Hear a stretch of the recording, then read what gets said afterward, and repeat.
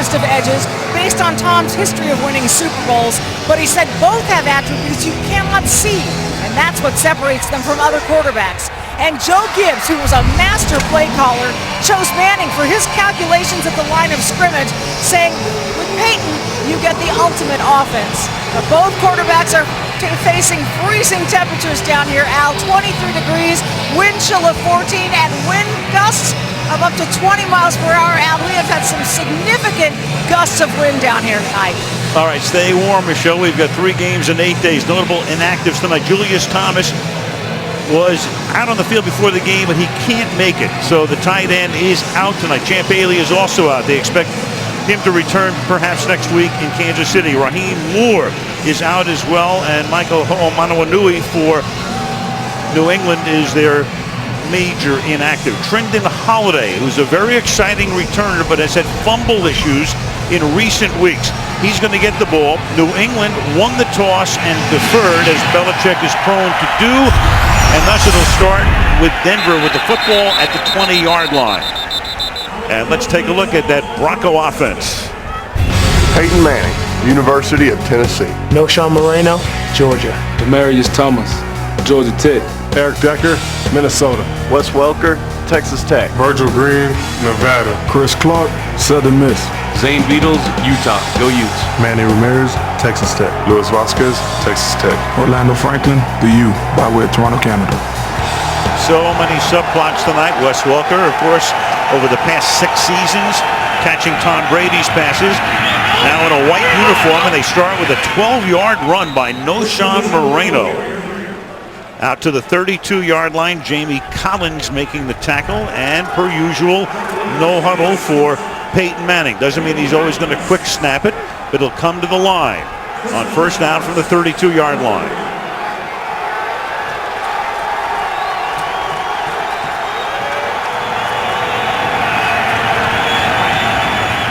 And they go 5 wide on first down, and the pass is dropped by Demarius Thomas.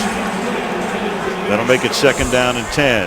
For Peyton Manning, he's on his way to setting all kinds of season records, career records in his 16th year, most road wins in NFL history, 74 and 42, but in New England, 2-7.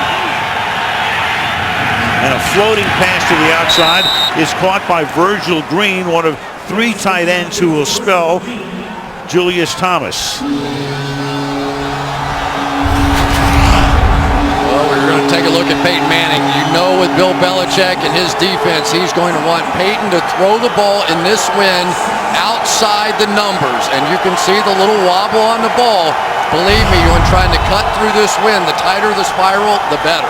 Third down and 7. They get Manning off the spot, but he throws on the run. It's going to be short of the first down. Wes Welker makes the catch, and he's stopped by Hightower and Jamie Collins, the 2 outside linebackers. And so after 1 first down, the Patriots will get the football on a punt.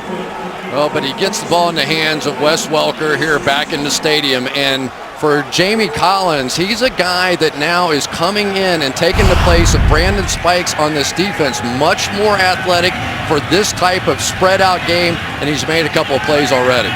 Britton Colquitt is the Denver punter. Julian Edelman is back to receive the kick.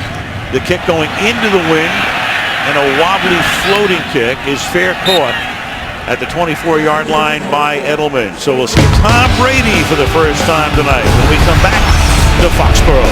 Denver, New England. Scoreless. Sunday Night Football brought to you by Southwest Airlines. You can find our fares online only at southwest.com. By Toyota, let's go places. By Bud Light, official beer sponsor of the NFL. And by Sears, holiday a better way, Sears. That's not a pleasure trip there, Chris. It's our production crew heading for Baltimore. Right. We're going to feel like that. Happy Thanksgiving, everybody. Thanksgiving football for you. Pittsburgh at Baltimore on Thursday night. All right, Brady now. And New England's first offensive play. A big hole over the right side for Stephen Ridley, who takes it to the 31-yard line, tackled by the cornerback Chris Harris. Gain of 7. It'll be second down and 3. Tom Brady only quarterback to be 100 games over 500 at any point in his career. That's how spectacular he has been. 143 wins, only 42 losses, 3 Super Bowl titles, and he's been to 2 other Super Bowls. On 2nd down and 3. Good clean pocket for him, but the pass is low and behind Gronkowski. 3rd down. Let's take a look at the Pats starters. Tom Brady, Michigan. Stephen Ridley, Louisiana State University. Danny Amendola, Texas Tech. Julian Edelman, Kent State. Aaron Dobson, Marshall University. Rob Gronkowski, University of Arizona. Nate Solder, Colorado. Logan Minkins, Fresno State. Ryan Wendell, Fresno State. Dan Conley, Southeast Missouri. Marcus Cannon, TCU. On 3rd down, they bring Shane Vereen into the backfield. He flanks Brady.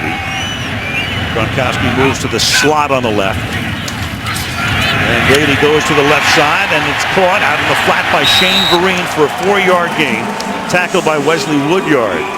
So they use Ridley and Blunt on 1st and 2nd down, go to Vereen on 3rd down. He has missed several games, but caught 8 balls last week at Carolina. Yeah, and Wesley Woodyard in coverage there had to go over the top of the 2 receivers underneath him. And it sure is nice for Tom Brady to have Shane Vereen back. He is a guy came out in the first game of the season, had a big day running and catching the ball. He is a big part of this passing game. Back from a wrist injury. And then trying to get to the outside was Ridley. No gain there. Let's take a look at the Denver D. Derek Wolfe, Cincinnati. Kevin Vickerson, Michigan State, Spartan Dogs. Terrence Knighton, Temple Owls. Sean Phillips, Boilermakers. Vaughn Miller, Texas A&M. Wesley Woodyard, Kentucky. Danny Trevathan, Kentucky. Chris Harris, Kansas University. Dookie Inacho, San Jose State. Mike Adams, Delaware Blue Hens. Dominique Rogers-Cromartie, Tennessee State. Rogers-Cromartie, their best cover corner. Shane Vereen up to the 39-yard line. And with 11:20 to go in the quarter, no score. And again, Jack Del Rio, the interim head coach, John Fox, underwent a heart procedure during the bye week. He was back in North Carolina, is still at his home back there. Del Rio, the defensive coordinator, has guided them to 2 wins against San Diego and Kansas City. And Bill Belichick, of course, has been here since 2000. 3rd down and 6 at the 39-yard line. Brady protected extremely well, and the perfect pass is caught by Vereen, reaching for it, led him just perfectly, and Vereen with another 3rd down reception. Good pickup there, a gain on the play of 8. Well, on the outside, you've got Nate Solder working against Von Miller, the outstanding pass rusher, and what a difference he's made since coming back for this defense. But Tom Brady able to look off. You usually see the Broncos with somebody right in the middle of the field. Now Ridley will swing to the outside, tries to get around the corner, and does with a nice stiff arm before he is forced out of bounds into the Bronco bench. Got away from Danny Trevathan. I'll tell you, I really enjoyed watching Stephen Ridley play on tape last week. He was a guy, there were 2 different occasions in that game where there were 2 unblocked players at the point of attack, and he still picked up 7 or 8 yards on each of those plays. Patriots going no huddle on 2nd down and 3 from the 40-yard line. And a fumble to the outside that goes, and it's picked up by Von Miller. Miller into New England territory with a convoy. Gronkowski tries to chase him down. He gets blocked out of the play, and Denver has a touchdown. Wesley Woodyard created the fumble, and that has been an issue in the past. On the run by Ridley, the ball is extracted. It's a 60-yard return. Ridley coughed it up in Carolina, was put on the bench for about a quarter last week, coughs it up again tonight. Explosive play by Woodyard. He diagnosed it right away. Tom Brady gave it a shot, but there was no chance. And for Stephen Ridley, he was given a second chance. After fumbles this season, you just wonder, after one this big, does he get another chance? My guess is maybe not. 4th fumble for Ridley this season. 2 in the last 2 games. We took a look upstairs. Everything is in order on the turnover and the touchdown. The extra point is good. And so Denver on a Von Miller 60-yard run leads 7-0. For your complete viewing experience, check out NBC Sports Live Extra on NBCSports.com. Pick your own camera angle, chat with Mike Florio and Michelle Tafoya. And Deion Branch is tonight's guest social media analyst, Super Bowl MVP from a number of years back. There is Stephen Ridley, and remains to be seen whether he'll be back in the lineup on first and second down the next time they have the ball, or whether he goes right, does Belichick, to LeGarrette Blount.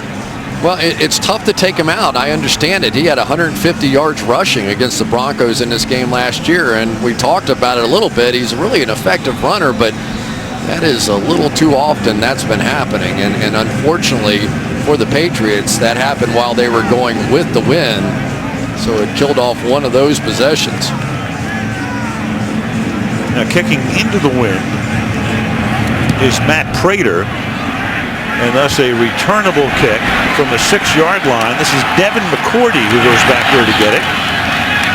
And the Patriot defensive back gets tackled at the 28-yard line, and back we go to the fumble and Miller's return. Well, Wesley Woodyard is going to see this play develop and shoot through the gap. Conley stays on this double team, doesn't get off, and really there's nobody there for Wesley Woodyard. I have to think that was some kind of a blown blocking assignment. You don't leave the backside linebacker unblocked. Don't know if somebody didn't pull or trap or bring around, and then Tom Brady gave a little flipper action there. Well, the penance, at least for the moment, is that Ridley's on the sideline, empty backfield. They've got Vereen in the game, and they flank him wide right. And Brady looking in that direction, and he slings the pass incomplete. Over toward the Broncos sideline, it'll be 2nd and 10. And I can't tell, is that Kevin Vickerson down? It is the defensive tackle who's having a banner season. Injury timeout.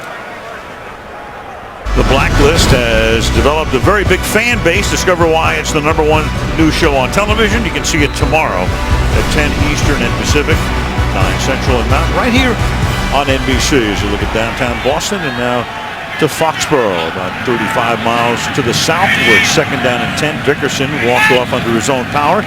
Brady with the empty backfield. They close on Brady, and the ball is loose, and it's picked up by the Broncos' Terrence Knighton, who takes it to the 10-yard line. Von Miller, who ran the fumble by Ridley back for a touchdown, was able to strip sack it from Brady. So 2 turnovers by the Patriots in the first 5.5 minutes. There he is, Von Miller, the difference maker on the outside. Just too fast that time for Nate Solder.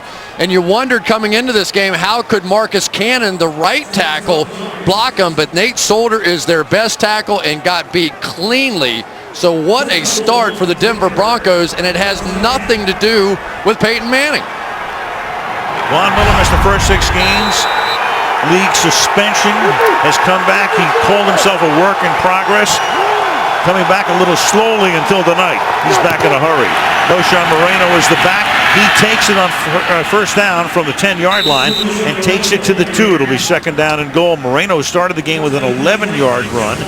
Is able to pick up 8 more here. Well, that was some double team over there between the 2 former teammates, Luis Vasquez and Manny Ramirez, just moving them off the ball. 2nd and goal. Manning doesn't want the Patriots to make any defensive changes. Brings him to the line, and Moreno will chug his way in for the touchdown.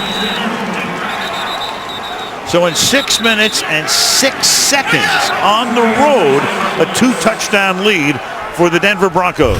Great play by Manny Ramirez here, going to help the double team, then come off on the linebacker. Perfectly timed. He comes out, and Moreno just goes right around him.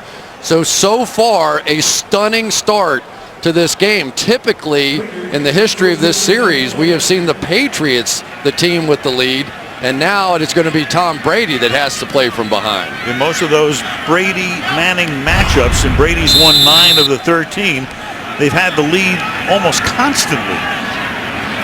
As Chris mentioned, the come from behind wins for Manning when he was a Colt, and tonight a different story as Peyton's team now has a 14-0 lead after the Prater extra point. 8:54 remaining in the opening quarter.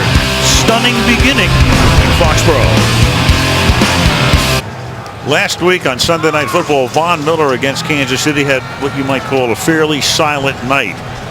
Tonight, he's been pretty noisy. A sack fumble that led to a touchdown and a 60-yard return that was a touchdown. We got Gronk out here, and it kind of widened him for Nate Solder, who just completely got leaning so far forward, he had no chance. You just wonder if Von Miller heard a little bit of that noise about his lack of production and came out flying here tonight, just like the football off the tee. Yep.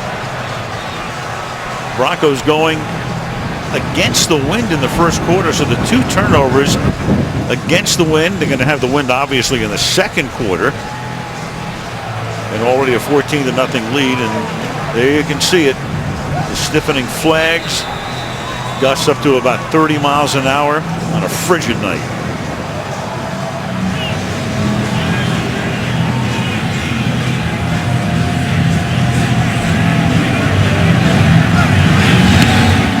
Raiders kick. The wind will hold it up. Run back from the 9-yard line. This is Devin McCourty. And the tackle is made up at the 24-yard line by Steven Johnson. Talking about the past 13 games, Brady 29.7 points for the Patriots, and Colts and Broncos for Manning 24.2. The average time spent in the league, take a look at that. In their regular season games, Brady's teams have had the ball 34 minutes and 45 seconds. Peyton 13:46. And in postseason, look at that, 20 seconds. With, of course, that gigantic comeback in the 06 playoffs, which led to an eventual Colts Super Bowl win. Here's LeGarrette Blount carrying out to the 28-yard line. You know, LeGarrette Blount, and at running back now, number 29, is a guy who typically comes in at the end of ball games, sort of the Mariano Rivera of this club. He's the closer when they have a lead, but he is also about 250 pounds worth of running back, and maybe they're thinking on this night, time for the closer to come in a little earlier. Kevin Vickerson is back in the game. Will Svitek is at right tackle for New England here, second down and 6. Backfield for Brady, swings to the outside, it's caught, and then it's Shane Vereen. They're going to give him forward progress. Let's see, very close to a first down, and it is a first down, tackled by Chris Harris. There's number 61, Marcus Cannon, who just got his legs rolled up on, and so now they are down to their 3rd tackle at the right tackle position. Sebastian Vollmer already out with a foot injury. Now Marcus Cannon out, at least temporarily. Vollmer on IR. Cannon just headed to the locker room. The ball at the 35-yard line. To the outside goes Blount, and Blount will pick up about 9.5. Now Denver has come up with the ball again. And if there's no whistle, it's Danny Trevathan who's going to run this back. And the Broncos are certain they have it. Of course, every turnover is reviewed, so they'll take a look upstairs. Duke Ihenacho made the tackle and may have forced it out. Another look here. Duke Ihenacho hit him right in the ear hole, and I'm not so sure Corey Blount wasn't, or LeGarrette Blount wasn't just knocked unconscious in that situation, and the ball just dropped. The ball is out before his knee is down. Of course, they review it upstairs, but this is going to stand. And this will be 3 turnovers. Be reviewed. Gene Steratore is the referee tonight. They'll review it, but it looks like it's going to stand. With 7:19 to go in the first quarter, 14-0 Denver. So they're reviewing this. Here's what is going to happen. It's a fumble, certainly, by LeGarrette Blount. But then when Danny Trevathan recovers the fumble, Blount reaches out with his hand and is able to contact him with his knee on the ground. Thus, with the ball out, Denver will get the ball, but the return won't count. They'll get the ball at about the 45-yard line of New England. And the teams have already moved back. There you can see the hand right there. Right there it is, as the knee was still down on the ground. And really, this is a huge break for the Patriots because they were right on the It is a fumble. again. However, when Denver did recover the ball, the recovery was down by contact at the 44-yard line. It'll be Denver's ball, 1st and 10 at the 44-yard line on the hash mark nearest New England's bench. So Blount just reaching out, perhaps trying to find the football, winds up getting his hand on his leg, on Trevathan's leg, and Denver is now forced to start from the 44 instead of about the 15-yard line. And now both lead running backs, Stephen Ridley and LeGarrette Blount, both have fumbles on their resume, and we're not out of the first quarter yet. So now where do you go? 3 turnovers for the Patriots. 26 seconds. 7:26 on the game clock, please. Put a few seconds back on the clock. So we're barely halfway past the first quarter. Most in the first quarter in the Belichick era. That's no surprise. 3.5 quarter. No Sean Moreno is the back. Manning takes the snap out of the pistol. And Moreno over the right side. And he is inside the 40-yard line to about the 38-yard line behind Vasquez and Franklin, the right guard and right tackle. You know, you just got the feeling in talking with Jack Del Rio that he was none too happy with the way this game went last year, the way that his defense got run over. He said they just manhandled us. There was a little edge coming in here. On 2nd down and 4, Moreno again, and he fights his way for a first down. Let's take a look at that New England defense. Rob Ninkovich, Purdue University. Joe Villano, Maryland. Chris Jones, Bowling Green State. Chandler Jones, Syracuse University. Brandon Spikes, Florida. Dante Otto, the University of Alabama. Aqib Talib, North Dallas, Texas. Kyle Arrington, Glen Park High School. Deron Harmon, Rutgers University. Devin McCourty, Rutgers. Logan Ryan, Rutgers. 4 rookies starting on defense tonight. The ball to the 31 and a secondary that's completely banged up. Yeah, no question about it, but it's interesting. Alfonso Dennard is already out there tonight. He had a bit of a knee issue just a couple of weeks ago. He got it repaired, and he's back in the game. I tell you, if I would have to check him out early down at the bottom of the screen, see just how healthy he is. 2nd and 8, inside handoff to Monte Ball out of the University of Wisconsin, the number 2 draft choice last year. Playing more and more as the season goes on. There was the right ankle of Peyton Manning, which was the number 1 story in Denver going into the Kansas City game, but that's subsided a bit. Yeah, because he didn't get hit in the Kansas City game. What a remarkable job by this offensive line. Really a couple of touches on Peyton Manning, but no knockdowns at all in that one. And so far, Peyton Manning and Tom Brady really have not even factored in the story of this game. It has been all running, and maybe we shouldn't be surprised. We were down on the field before. It's really tough conditions. Please shut the play clock off on the other side of the field. We will keep the play clock on the field. The play clock will be kept on the field at this point. The first part of that was that the play clock is not working. So it said 40. It was stuck on it. That's when Steratore stopped the action and told Peyton to keep it down here on the field. 3rd down and 4 from the 27-yard line. And this is Monte Ball taking it to the 21-yard line. So Denver establishing a nice ground game here. They have run the ball for 44 yards on 8 rushes. Those 2 guys right there are just winning the battle. That's the double team. You get up on the linebacker on the next level, and so far it is all the running game of the Broncos. Pistol again. Huge hole. And going all the way to the 5-yard line is Monte Ball. Vasquez and Ramirez, the center and guard, 2 guys who played at Texas Tech, leading the way. Well, there's Joe Villano right there, and he's the guy that, at least in part, taking over for Vince Wilfork inside. You never saw teams running up the gut when Vince Wilfork was in there. The Broncos attacking some of these young players inside, Chris Jones, Joe Villano, and company. 1st and goal from the 5. Ball. He can't get out of the backfield this time. Equal to the task. Chandler Jones, Rob Ninkovich is there as well. 4:40 to go in the quarter. It'll be 2nd down and goal. Well, Virgil Green's going to have to be better than this. Chandler Jones is going to shoot right inside of him here and make the play in the backfield. You get it going running the football, and now you might have to put the thing in the air. 2nd and goal as they go 3-by-1, 3 receivers to the left side.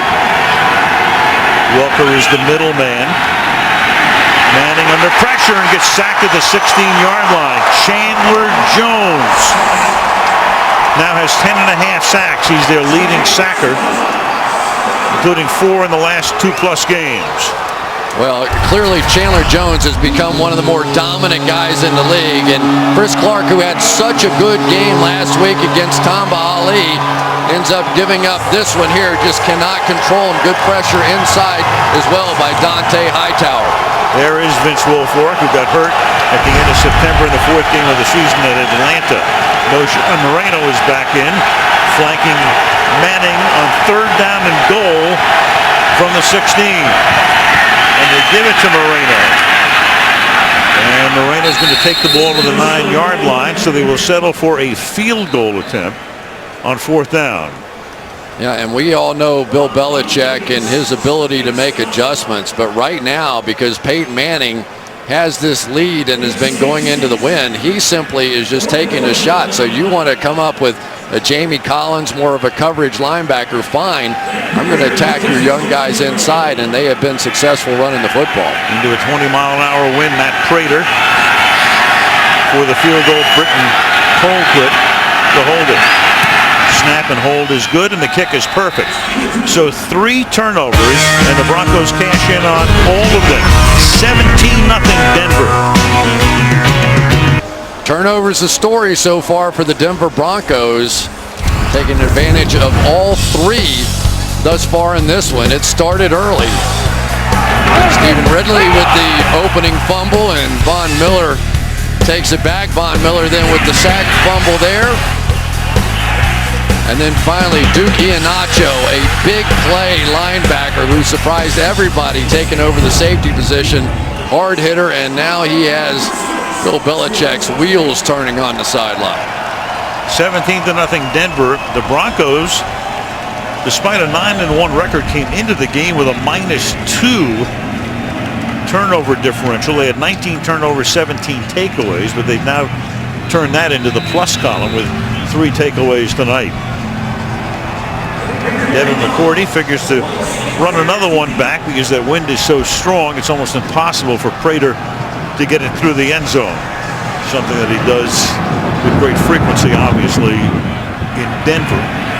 This is a floater caught on the run at the 16-yard line by McCourty. And McCourty takes the ball back to the 29-yard line. Manning and Brady, the supporting cast through the years. They played with a lot of great players. Manning said running backs who 9 times have gained 1,000 or more yards. Brady 4. 1,000-yard receivers, 19 receiving seasons. Of course, Marvin Harrison, Reggie Wayne accounting for a lot of those. 8 for Brady, and each has played with teams in which guys have been selected 50 times for Pro Bowls. On offense, Manning 32 selections going to Harrison, Wayne, Dallas Clark, and people like that. We've got a flag before the snap. Offense, number 87, 5-yard penalty, 1st down. Well, we're used to a lot of things that we don't figure in the National Football League, which is why we love it, but this is pretty stunning tonight. Yeah, you just couldn't have imagined a scenario with a 17-point lead in this game where neither quarterback has really played any role whatsoever. And we're on our 3rd running back now for the New England Patriots. Brandon Bolden, they flare him out, and the pass is caught by Gronkowski, who missed several games at the beginning of the season after multiple surgeries in the offseason. So Gronkowski, who comes up limping, gets back to the huddle after a gain of 4 yards. Yeah, and what the Patriots are going to have to do is another timeout here. Well, they've got there's a play clock issue now in both end zones. Well, and typically what they do in this situation is the back judge will then hold up his hand at 10 seconds to give the quarterback some indication of how much longer he has. But obviously if you turn the clock off on one end, you turn it off on the other and play without it. Yeah. Back judge probably doesn't want to take his hands out of his pockets tonight. The game clock is not functioning. The game clock will be kept on the field at this point. There is 2 minutes and 43 seconds remaining in the 1st quarter, and the game clock will be held on the field until we correct the problem. All right, so now you've got the play clock not working, and the game clock is not working as well. It says 2:52, but it did not tick down on the last play. So apart from that, everything's great. 2nd and 11 from the 28-yard line. Only needs a weather delay. Brady throws high. It sails, intended for Amendola, but there's a flag on the play. Danny Amendola, the guy they brought in from St. Louis to take the spot when they let Wes Welker sign with the Broncos. Chris Harris on coverage. Number 25. I can read lips like that. Personal foul. Face mask. Defense. Number 25. 15-yard penalty. Automatic. First down. That is Chris Harris. A lot of man coverage for the Denver Broncos. When you watch them play, it's pretty easy to call the game because it's just one-on-one matchups around the field. And there you see Chris Harris grabbing the face mask and the ball sailing a bit. But I can't really get a feel yet for whether either of these quarterbacks is going to be able to throw the football outside the numbers, because that one certainly sailed on Tom as well. Brady is 4 of his first 6 for 29 yards. Look out, pressure, and that's Kevin Vickerson, who was shaken up before. Talking about Vickerson, who's been around for a long time, 8 years in the league, played in Miami, played in Tennessee, played in Europe, but having a banner year. It's the same problem they had last week. Blocked down, the center tries to come out and get Vickerson. They gave up a sack on this very same protection. But when Dan Conley hugs tightly down the line of scrimmage, he cuts off Ryan Wendell. That's a protection I think they're going to have to throw out of the playbook. 9-yard sack, 2nd and 19. Vereen in the game, flanking Brady. And over the middle, the pass is caught on the run by Julian Edelman. He gets to the 49-yard line. Bob Miller makes the tackle. So from 2nd and 19, they go to a 3rd and about 5, and we go to Michelle. Well, Patriots right tackle Marcus Cannon is questionable with a right ankle. Al, you mentioned he had gone to the locker room. He remains there, so that leaves 6 offensive linemen right now, at the moment, healthy for New England. I'll tell you, it's been a nightmare quarter, Michelle, for the Patriots on both sides of the ball. Now you've got a timeout. First charge timeout. Taken by Denver. It'll be 3rd down and 5 when we come back to Foxborough. Gene Steratore just announced 1 minute 31 seconds remaining in the first quarter. Of course, none of the clocks are working. They're all frozen in time. Shane Vereen flanked out, and one of the things the Patriots would like to do tonight is get Shane Vereen and Gronkowski in space and let those linebackers try to cover those 2 guys in some open areas. 3rd and 5, and Brady to the outside, and that pass is incomplete. Intended for Danny Amendola. It'll be 4th down. Harris covering on the play. Well, Danny Amendola tried to come out of the break, and I think he was going to be open for the first down and just simply stumbled and fell. Ryan Allen will do the punting, rookie out of Louisiana Tech. Trendon Holiday back inside his 10-yard line. Allen will be kicking with the wind. It's a line drive kick, and Holiday's going to let it go, and it's going to bound into the end zone. Wes Welker returning to Foxborough. 6 years here in New England. The Pats were 74-19. Wound up going to a couple of Super Bowls, 100 or more receptions for 1,000 or more yards in 5 of those 6 years.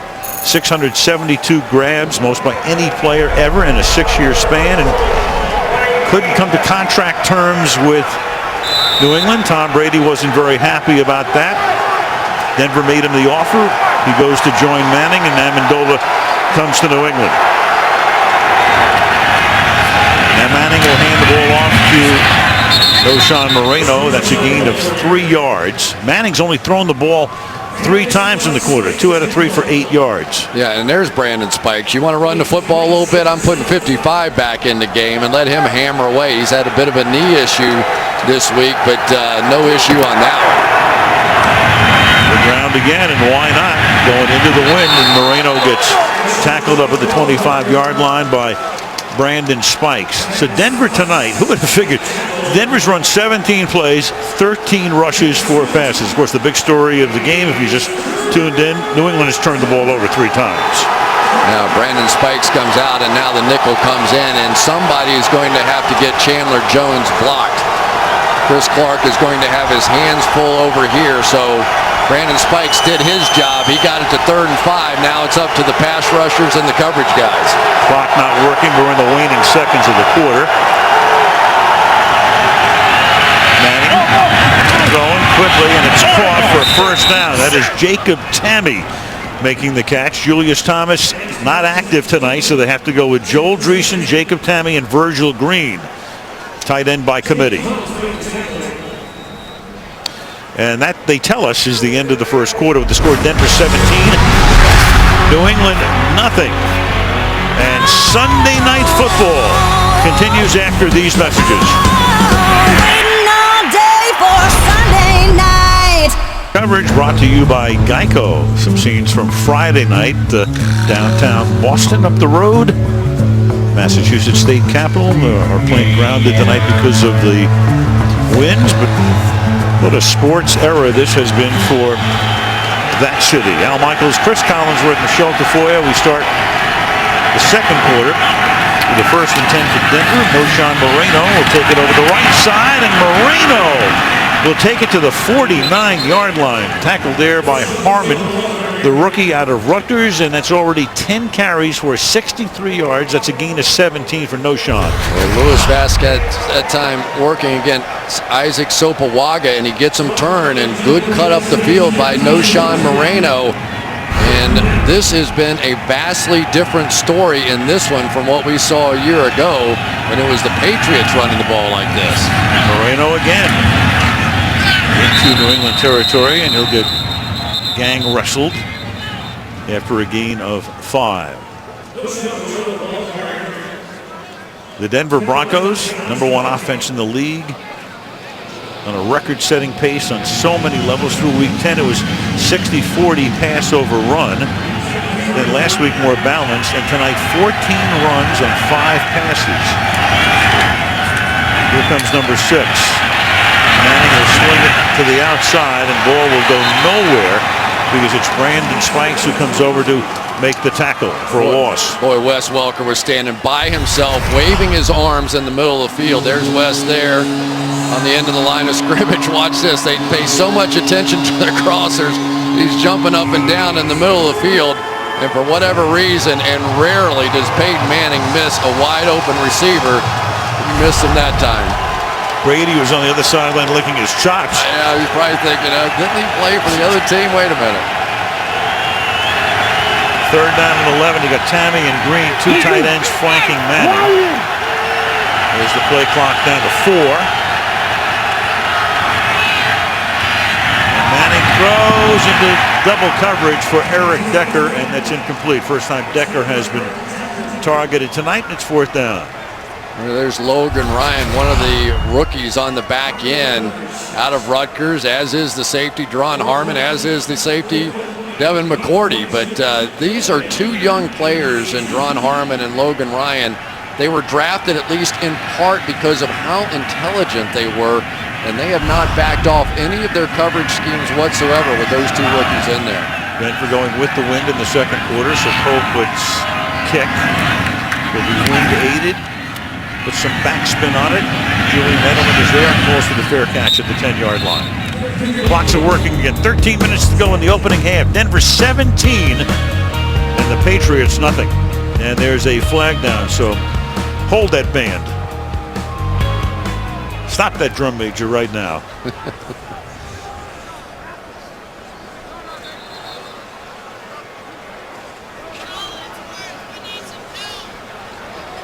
Gene Steratore conferring and ready to give us the call. Eventually.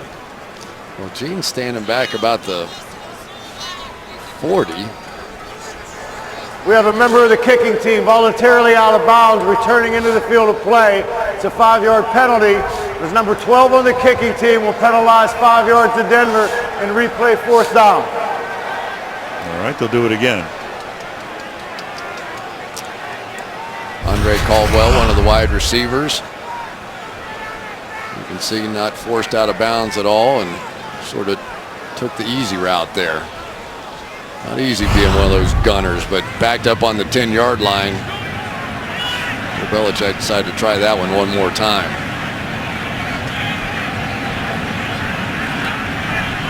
Tough week for Brandon Spikes. He was out there and trying to get it going, but now with this game turning in the lead by the Denver Broncos, it will be one of his kind of games instead of Jamie Collins. Yeah, he was downgraded before the game from probable to questionable, but obviously in action tonight. Again, Colquitt's kick with backspin on it is muffed at the 9-yard line and picked up by Edelman. And the ball's out again. And the way the Broncos are responding, it looks like the Patriots have at least recovered this one. And it's Buchanan, it's Michael Buchanan who saves it for the moment. Danny Trevathan, who's all over the joint, created it, but Buchanan keeps it for Brady and company, down by 17. What a night for the Patriots. Chess match, the mind games that go on. Peyton Manning on the bench, Bill Belichick, who as a head coach or a defensive coordinator through the years has been matched up against Peyton 18 times. Great respect between the two. We talked to both of them about conversations they have had, and of course through the years, either at the Pro Bowl or when the Combine was held in Indianapolis, as it still is, and Peyton was there, they would get together, and they've had a number of conversations through the years. Brandon Bolden with a big hole over the left side, and just what the Patriots needed after they recover the muffed punt and the fumble by Edelman. Mike Adams is finally able to run down Bolden, a gain of 33.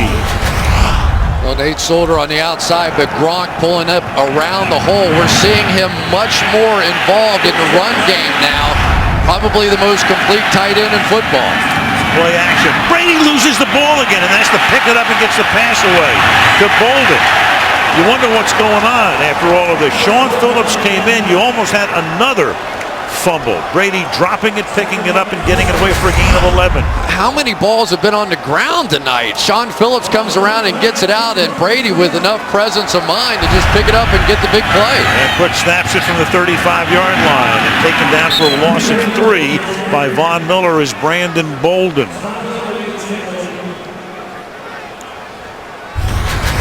Sean Phillips, 9 sacks already on the season, coming around the edge, and they try to pull out the guard, Logan Mankins. You see the Patriots do a lot of run action to throw the football, so they want their passing game to look just like their running game. Pull the guard out, make you think it's a run, but Phillips has been around a little longer than that. 3 receivers set to the right side. You've got Vereen in the backfield flanking Brady. And Brady lost one, and it's dropped at the 20-yard line. That was Vereen. Again, Brady throwing into the wind. The pass started to wobble, but it's right there and off his hands. 3rd down. Well, it's a pick play, same one they ran a week ago, and the same thing happened. Shane Vereen with that soft cast on his wrist. You can see it, that sort of black tape looking sort of thing. And it was almost the exact throw. The play worked a week ago. He couldn't handle it. Another one just like it, and he can't handle it again. Caught 8 passes, though, last Monday night. 3 so far tonight. Now the drop. 3rd down and 13. Over the middle. Catch is made, and it's Amendola taking it to the 30-yard line. So it'll be 4th down and about 5. Pretty interesting decision here. I think you probably have to go for it. I'm not sure that going this direction, you could kick a field goal that far anyway. It would be about a 48-yard field goal. Meanwhile, extra time to think about it because Duke Iheanacho, the Denver safety, is down on one knee. Significant because their starting safety, Raheem Moore, is out. So Mike Adams took his place. They did sign Michael Huff, but he is not available for this one, inactive. See if we can see from the left side of the screen. Here goes friendly fire, as we see so many times. Wesley Woodyard ends up hitting the head of Duke Iheanacho, and down he goes.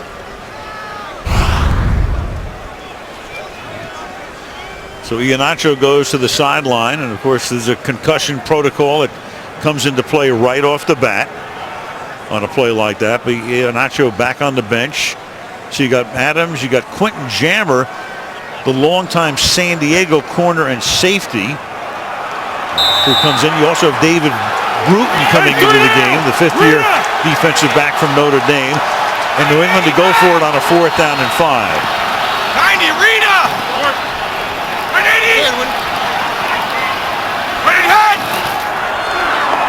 Four-man rush. Brady slides to the right side, and the pass is incomplete, intended for Amendola. The Patriots go for it, turn it over on downs. Peyton gets the ball back, and a 17-point lead in New England. Patriots, a lot of mixing and matching on defense this year. 18 different starters for the Patriots. You got Wilfork, Kelly, and Mayo out for the season. 3 really huge losses for them. Volano, Jones, a 6th-rounder. Ryan, a 3rd-rounder. Harmon, a 3rd-rounder, starting tonight. Yeah, and both captains out. Vince Wilfork and Gerard Mayo both out, and so Devin McCourty and Rob Ninkovich have been named the new captains. But there's no replacing that big guy right there, because for years and years he just sits in the middle of that defense, and they make a lot of plays around him. Good young player right there, and Chris Jones already has 5 sacks on the season. But so far tonight, it's been more about stopping the run, and now they've got 3 defensive linemen in there to try and do it with Brandon Spikes. This drive begins from the 30-yard line. Denver, good ground game tonight up to the 34-yard line. Had a chance to hear from John Fox yesterday. Happy to report that Coach Fox very much on the mend and hopes to fly back to Denver in the middle of next week. Meanwhile, you've got Jack Del Rio as the interim coach, and it's confirmed by the Broncos that Coach Fox will be back in Denver for Thanksgiving. Now, whether he'll coach again or not, shortly we don't know. That's to be determined by the doctors. 2nd down and 6, and Moreno again up to the 38-yard line. Well, I mean, let's just tell the truth. He's probably coaching right now. Of course he is. I mean, they are staying in constant contact with Coach Fox here, but now you can see with these bigger guys in the game now, especially that bigger guy right there, Brandon Spikes, Isaac Sopoaga, they are playing run first now as Peyton is milking this clock a bit going into the win. 3rd down and 2. And Manning to the outside, converts. Decker making the catch first down. You know, you're talking about Fox and Del Rio in constant communication, obviously not during the game. We asked Del Rio before the Kansas City game last week, you ever try to make a decision predicated upon what you think John Fox would think? And he said, you know, I can't do it that way. I've got to do what I would do. And of course, Del Rio has a ton of head coaching experience at Jacksonville for 8 years.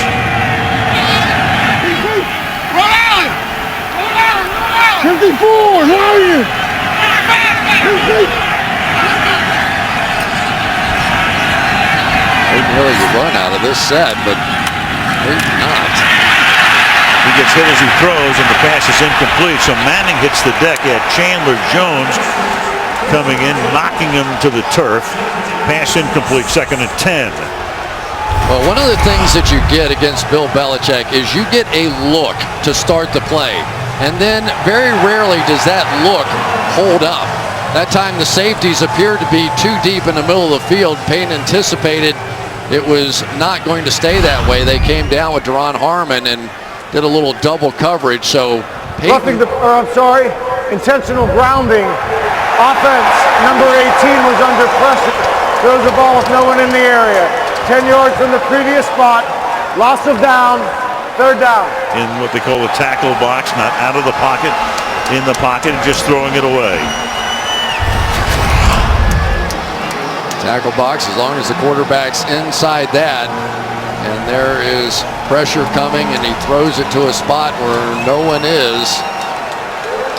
We're going to call it intentional grounding. Chandler Jones once again applying the pressure. Really, the protection not horrible. The coverage was just very good. 2nd and 20 now after the penalty and the loss of down. 8:58 to go in the half. Denver cashing in on 3 New England turnovers for all 17 points. On 2nd and 20, the pass is through the hands and almost intercepted. Demarius Thomas couldn't hold it. And then a dive for the ball by Hightower. It's incomplete. 3rd down and 20. Well, number 41, Justin Green, just fresh off the practice squad, is going to have the number 1 receiver for the Broncos, kind of lets him go. And there was space across the formation. And Thomas, their most reliable of receivers, can't hold on. Of course, playing tonight without their star tight end, Julius Thomas. Manning, a lot of times he'll say, hey, you just have to take your medicine on 3rd and long. So let's see what his medicine consists of here. Little screen pass to Monte Ball, and Ball to the 50, and Ball picks up the 1st down. Boy, that's pretty good medicine right there. So Manning would be content to pick up like 10 yards on that play. Instead, he winds up hitting him for 32.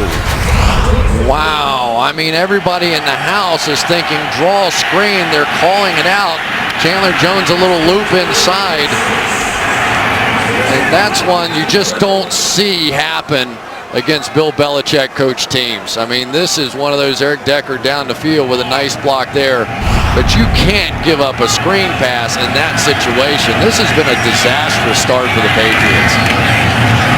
This is Moreno slipping to the outside, and another good run by Moreno, who a year ago was inactive for 8 games. He looked like he was going to be a bust. They picked him in the 1st round in 09 out of Georgia, but he's been resurrected, and he's done a terrific job of late tonight. 14 carries, and he's already picked up 84 yards. Healthy and active many times last season, but he's come back certainly. And here he goes again, and Moreno to the 15-yard line. The 1st down, Devin McCourty making the tackle, and that's 96 yards on the ground for Moreno tonight. Big guy inside, Luis Vasquez, just going to push down here on this side, and that's the tight end Virgil Green looping around on a little power, kicked out Ninkovich. This is a little stunning. It's the first time we've seen a team really just take it to the Patriots with their running game like this when they had to. And then you've got Peyton Manning with the win, but sticking to the run.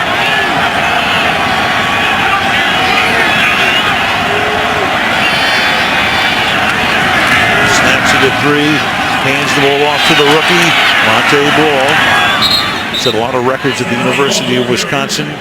Alfonso Dennard making the tackle, gain of 5 to the 10-yard line. Yeah, it was Noshawn Moreno who had all the touchdowns early on for the Denver Broncos, but lately we've been seeing Monte Ball down around the red zone, 3 touchdowns in the last few weeks, and he stays in there now. Just a matter of trust, really, and can he handle the passing game, because a lot of run calls that come in from the sideline end up pass plays with Peyton Manning in his audible system. Broncos 20th in the league in rushing, coming in 2nd down and 5. Manning protected well, throws to the corner of the end zone and incomplete. Virgil Green is the intended receiver. 3rd down and 5. Well, I think it's probably safe to say that Duron Harmon would not have been on Julius Thomas, but Virgil Green as the tight end in the game, you feel a little more trusting in the fact that your safety might be able to make that play. So clearly now they're trying to take away Wes Welker. They're trying to take away Demaryius Thomas because they don't have to worry about Julius Thomas. Dennard went limping off the field at the end of that play. 3rd down and 5. Manning over the middle, and it's caught by Jacob Tamme for the touchdown. Jacob Tamme, who played with Manning in Indianapolis and is one of the tight ends by committee in the absence of Julius Thomas tonight. And Manning to the end zone for his first touchdown pass of the night. Well, it just goes right around Hightower, and there's not much room at all. Watch this little seam of a ball that gets in here. And of course, Jacob Tamme, a guy that over the course of the years with Peyton Manning, when others get hurt, he gets an opportunity. He had a big year last year. Ended up with 52 catches, over 500 yards, but not much of a factor at all this year until needed with Julius Thomas out. Prater for the extra point. Pretty stunning, 6-10 to the half. Denver 24, New England nothing. That's not a misprint. During Thursday night, get an extra helping of football. The Steelers and the Ravens have at it. Both teams winning today. Both teams still very much in the AFC wildcard hunt. On NBC Thursday night, we'll look at the standings. Cincinnati 7-4, but Pittsburgh winning today at Cleveland. Baltimore knocking off the opposition. to go to 5-6 as they took care of the New York Jets in Baltimore. We'll be in Baltimore on Thursday night.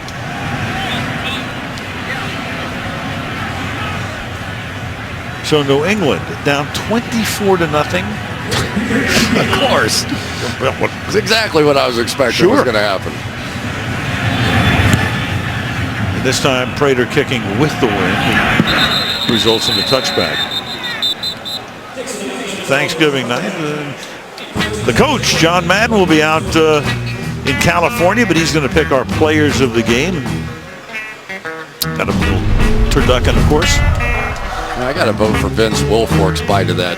Pretty good turducken there over Tom's. He was a little more polite with his bite, as you would expect, I guess. Well, here's Brady with a big uphill battle now. This is Bolden. You know, this is the first time since 2005 the Patriots have been an underdog, slight underdog they are, in a home game. The last time was against Indy Week 9 of 2005 when Indianapolis came in as a 3-point favorite and won the game by 19. They weren't a 24-point underdog. No, they weren't. You know, and you really have to put something together now if you're Tom Brady, and it's not going to be easy because now you're going into the wind, but you need something positive going into the half. 3-yard gain for Vereen, and we go to Michelle.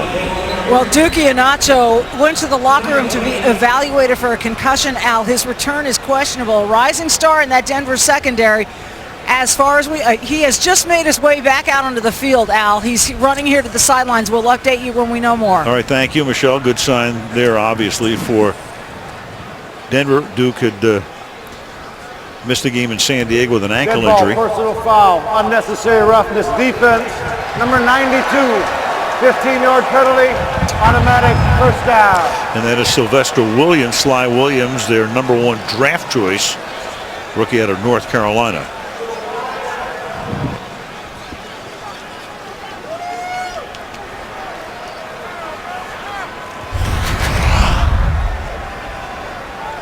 All right, here comes Ryan Wendell, number 62, goes over the top, and then Williams with just a little retaliation for what I thought was a cheap shot. Not much of a retaliation, but the rookie gets flagged. And the Patriots get a much-needed break. Ball at the 39-yard line.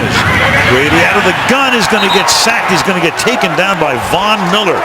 So he had that 6-game suspension. He was working his way back into football shape, as he said.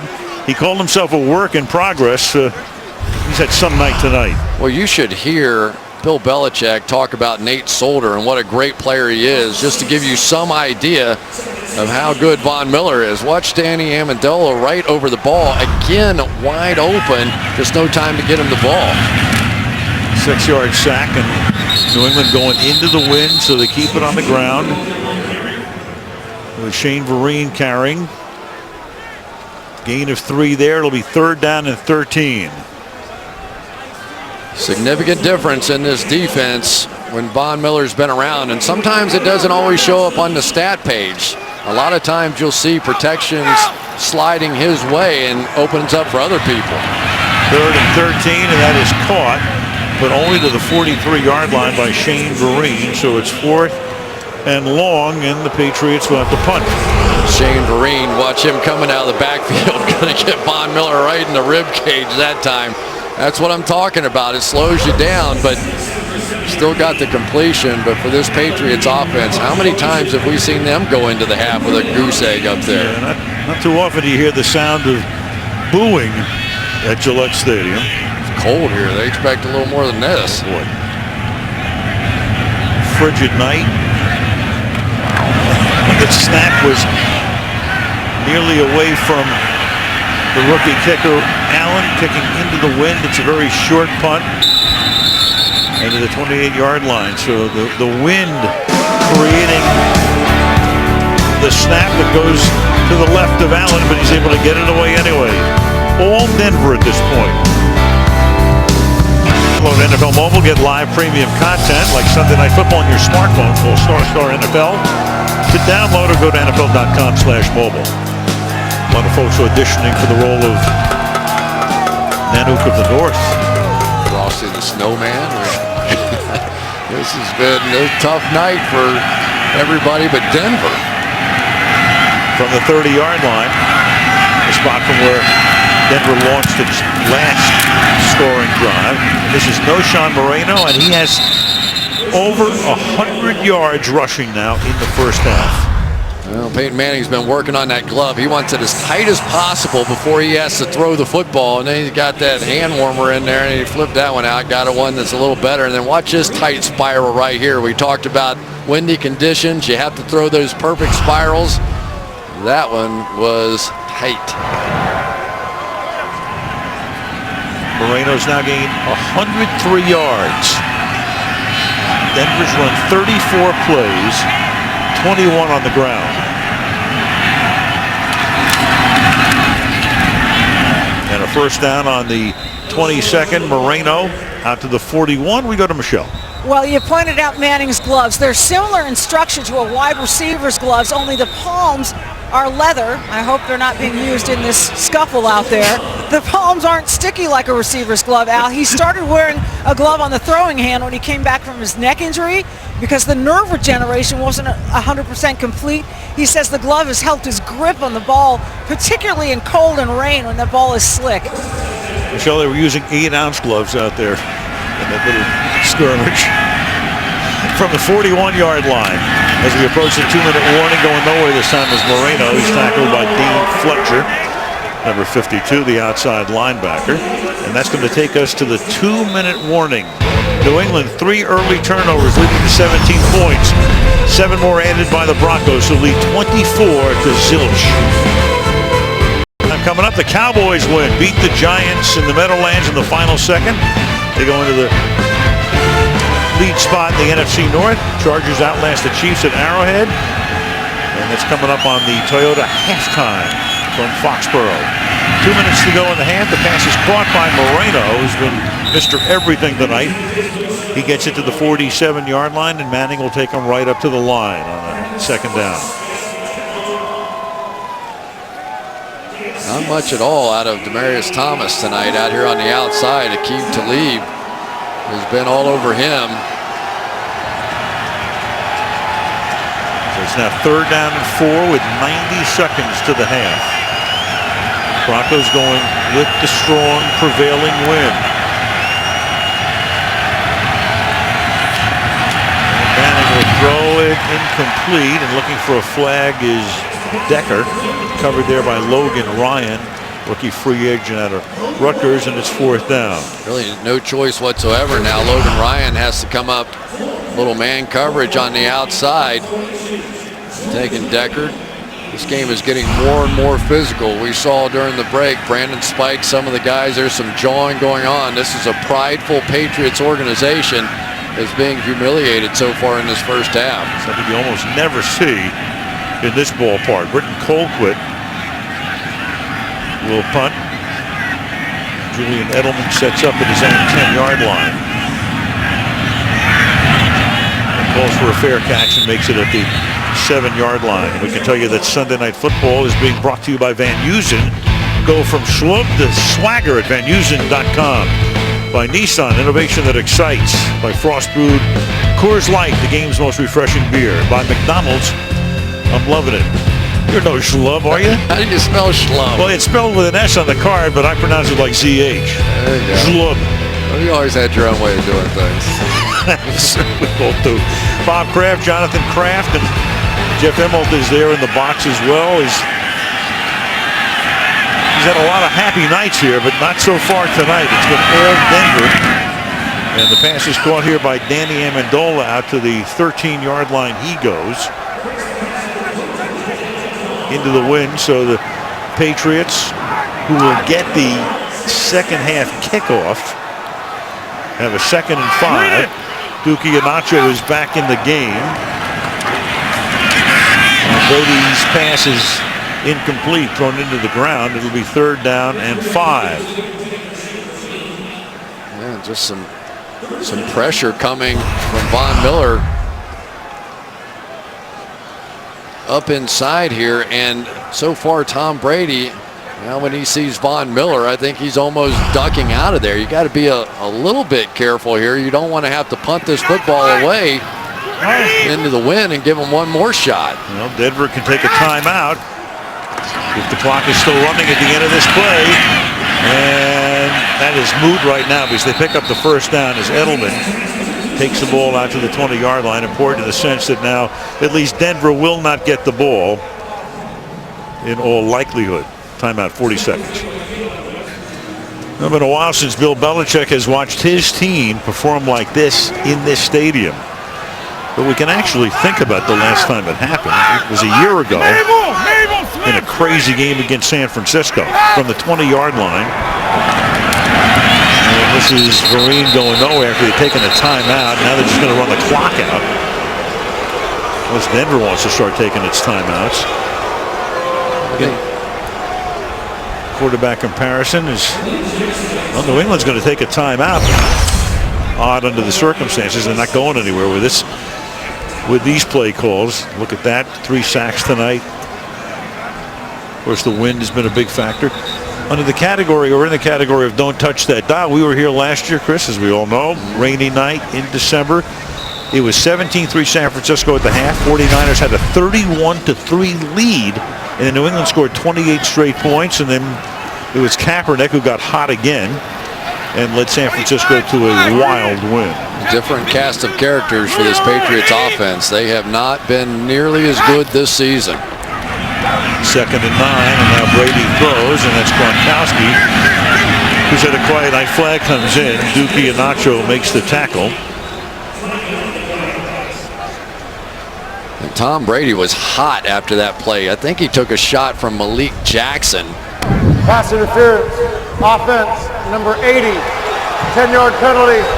Replay, 2nd down. So the pass goes to Gronkowski, but it's Amendola with offensive pass interference.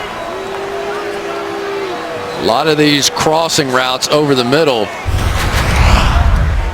And you'll see Amendola come across here, really just try and set a pick for Gronkowski. And if that's pass interference, then it's going to be called on every single play that the Denver Broncos and Patriots run.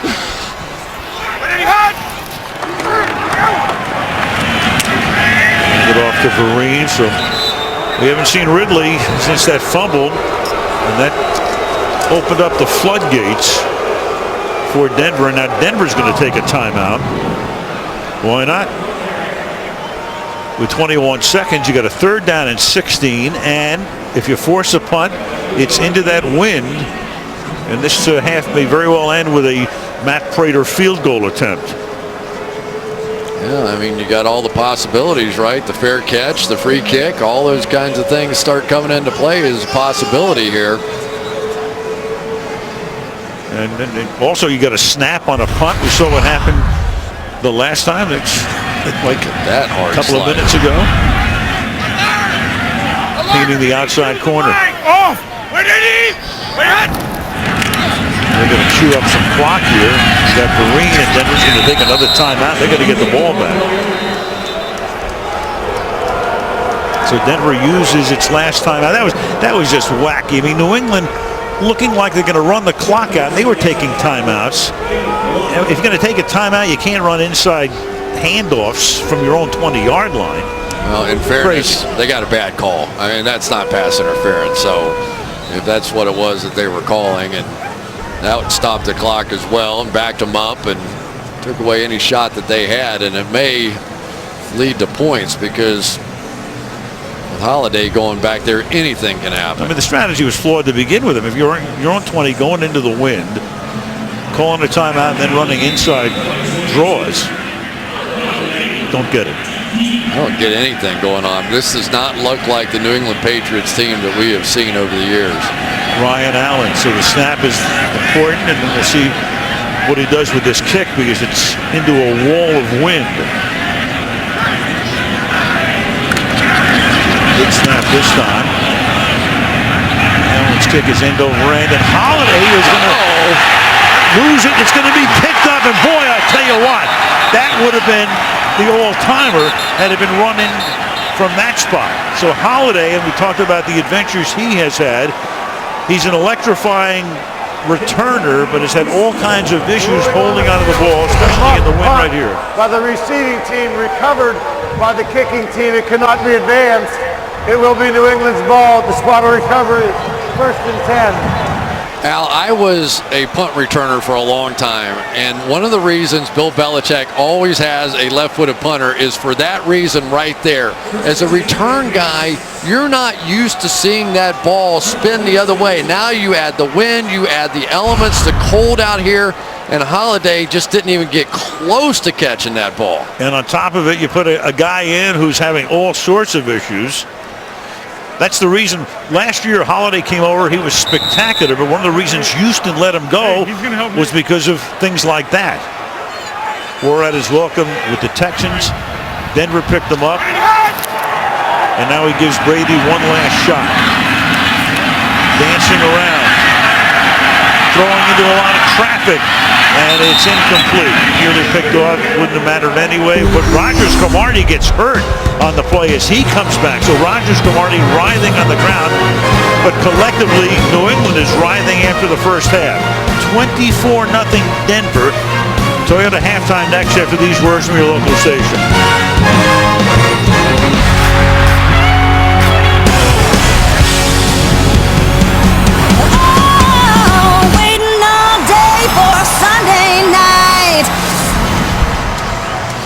That's downtown Boston. Sunday night football coming to you from Foxborough. And, of course, the 3 turnovers were huge. Denver able to cash in to take a 17-0 lead, make it 24-0. And who would have believed, as I look at the numbers here, 23 rushing plays for the Denver Broncos in the first half. Well, we talked about it in the open. Sometimes it can turn into a bit of a tough man competition. So for the Burger King inside edge, let's talk about the tough guys up front. Despite all those turnovers, they still had to convert them, and this offensive line, especially the interior 3, Zane Beadles, Manny Ramirez, Luis Vasquez, just simply took over the game against a depleted front of the New England Patriots without Vince Wilfork in there. But this was really the killer. The screen pass on 3rd and 20. They convert, leads to the last Jacob Tamme touchdown pass, but no Sean Marino, those offensive linemen. And then finally, Peyton Manning, and that is it. That's the Burger King Inside Edge. Check out more insights for tonight on NBC Sports Live Extra. Broncos 137 rushing yards in the first half. Second most in any Peyton Manning start. And that would include the Colts era. For Bill Belichick on the other side of the coin, 24-point halftime deficit, largest in his career as a head coach, and that would also include his tenure with the Cleveland Browns in the 90s for 5 seasons. You know, Al, it's really interesting, though, that both these teams were anxious to play in this game because of the weather, the conditions, very playoff-like weather out here, especially the Denver Broncos. They knew they had to begin to transform their offense from that high-flying passing game of the first couple of months of the season to more of a grinded-out kind of a football team. And I think they have certainly proven that they are capable of carrying this through the playoffs. And because now more and more it's starting to look like they will have home field advantage in the playoffs. And that's why, Chris, this was such a huge game. I mean, a New England win would have made them, or would make them 8-3. Would make Denver 9-2. The kickoff with the win will go sailing through the end zone. They'll take it at the 20, and we'll take it down to Michelle. Well, I just spoke with Bill Belichick, Al, and he said we simply have to play better. We haven't done anything well. As for an update on Marcus Cannon, his right tackle, he said they're still working on him. Really still questionable to return. Jack Del Rio up 24-0. He said we got to continue to pressure Tom Brady, and he was going to tell his team, we just got to finish this ball game. No word yet on the health of Dominique Rodgers-Cromartie, Al. All right, thank you. Michelle Rodgers-Cromartie hurt at the end of the first half, but he did get up just as we went to the halftime break. We start with Tompkins, who picks up 10 yards as Kembrell Tompkins makes his first catch of the night. Rookie out of Cincinnati. First half numbers not particularly impressive in terms of the total yardage and all of that, but there it is right at the bottom. 3 turnovers for New England. The Denver turnover was meaningless because it came at the end of the first half and left Brady with only 5 seconds from midfield. 2nd and 1. Here's Bolden. And he'll move the chains. Well, I think the biggest difference in this Denver Broncos defense has been the additions of Terrence Knighton, Sean Phillips. We talk about his sack numbers, 9 sacks coming into this game, but how much better he is against the run. Kevin Vickerson continues to grow as a player inside, very deep inside. Mitch Unrein, a good defensive line, and they're playing the run so much better. Brady off play action pass is caught. This is Tompkins, who'd gotten off to a good start this season, and then when the guys who were injured came back and were healthy, he's seeing less and less action. Well, Tom Brady's wasting no time now with Dominic Rodgers-Cromartie out of the game.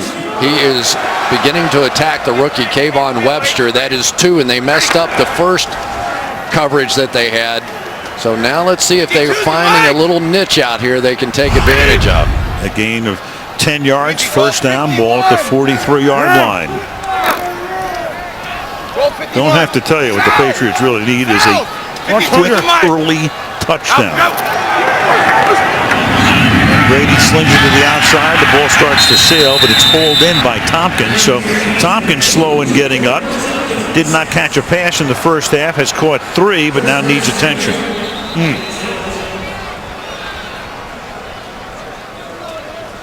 Free agent rookie out of Cincinnati.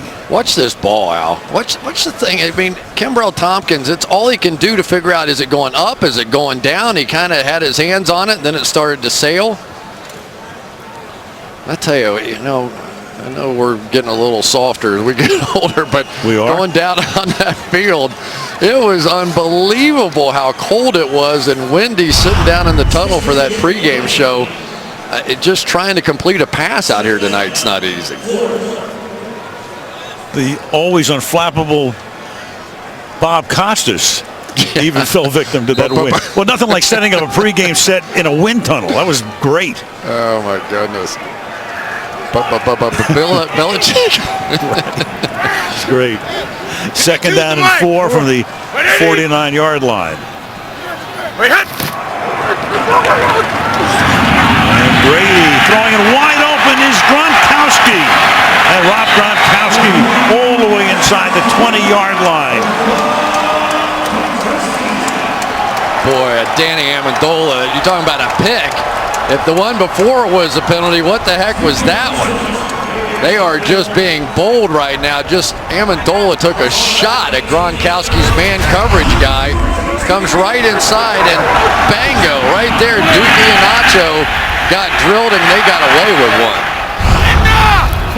2 safeties at the end of the play. Shane Vereen is in the backfield. The ball at the 18-yard line. Brady throws, and the pass is caught by Shane Vereen. Vereen had to reach down. He's got that cast on his wrist, but he's able to hang on, and that's a gain of 8 yards, 2nd and 2. Well, same deal. That time it was Gronkowski going to set the pick for Vereen on the outside, but Leslie Woodyard there just Vereen has had the toughest time. He's an excellent receiver, but that is tough.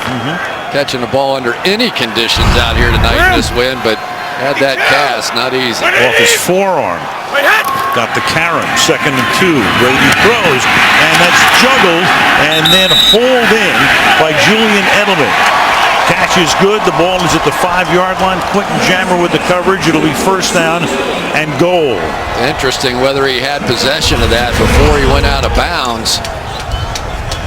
The ball was bobbled all the way. Can be challenged. Off his hands, off his forearm. Knee is down. Does he have control as he goes out of bounds?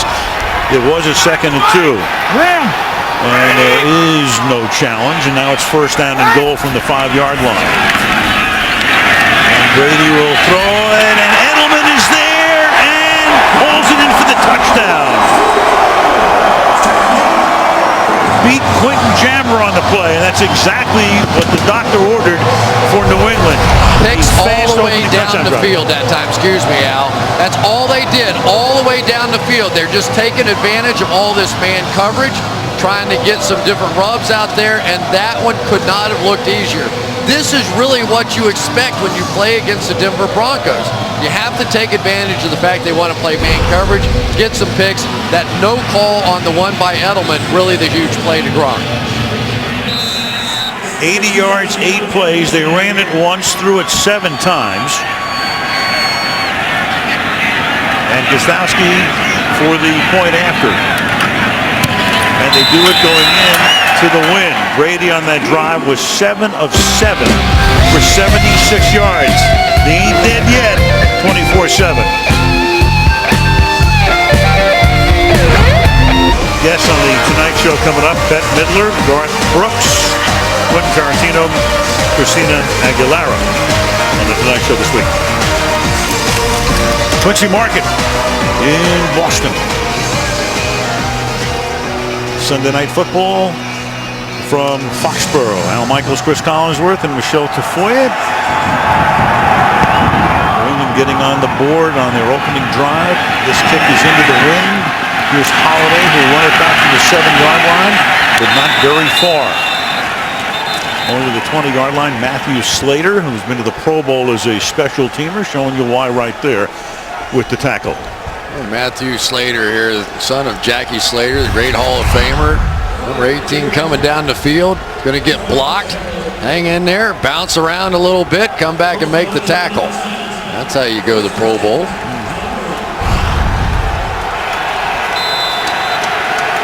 So 3.5 minutes into the second half. Manning will take the first snap from the pistol. Moreno is behind him. Moreno having a huge night. And we'll add to those numbers as he takes it up to the 25-yard line. He is tackled there by Ryan. That is 19 carries and 113 yards on the ground for Noshawn Moreno. Chandler Jones got burned that time. He came down hard. He's been trying to help in the run game. That time they bounced right around him. 2nd and 4 from the 25-yard line. Call his number again, and Moreno takes the ball out to the 31-yard line to move the chains. A first down. Ryan again in on the stop. Isn't it amazing? We talked about the possibility with all this wind of this turning into a tough man competition out here, and yet you just didn't expect it to be the Denver Broncos in this building to be able to take over the game on a physical nature, but that's what they've done. Those 3 turnovers huge in the first half of the first quarter. Look at Moreno out to the 38-yard line. Harmon making the tackle. And you look at Moreno. For so many years in the Shanahan regime, their running backs were low-round draft choices. Not Moreno in this regime. Yeah, Zane Beadle's coming off his best game of the year. Went to the Pro Bowl a season ago. That time he kind of gave a little ground, made the D lineman commit, and then just took him the direction he wanted to go.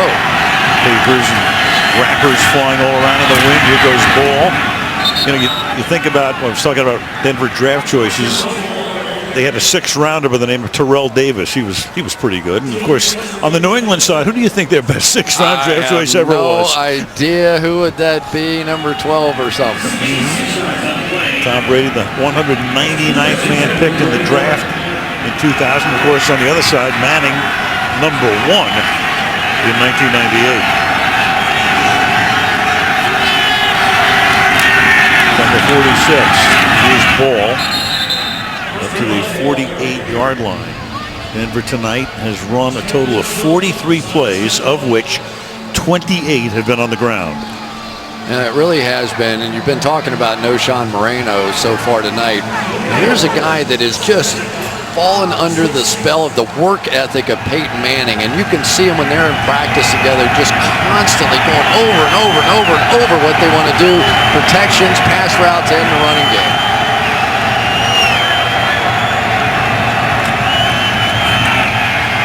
Manning sets up the screen, and ball will lose the ball, and the Patriots are all over it, but the ball is still loose, and at the end of the day, who's got it? The Patriots had about 4 chances to come up with the ball. Of course, Thomas signals one way, the Patriots signal the other way, and New England has it.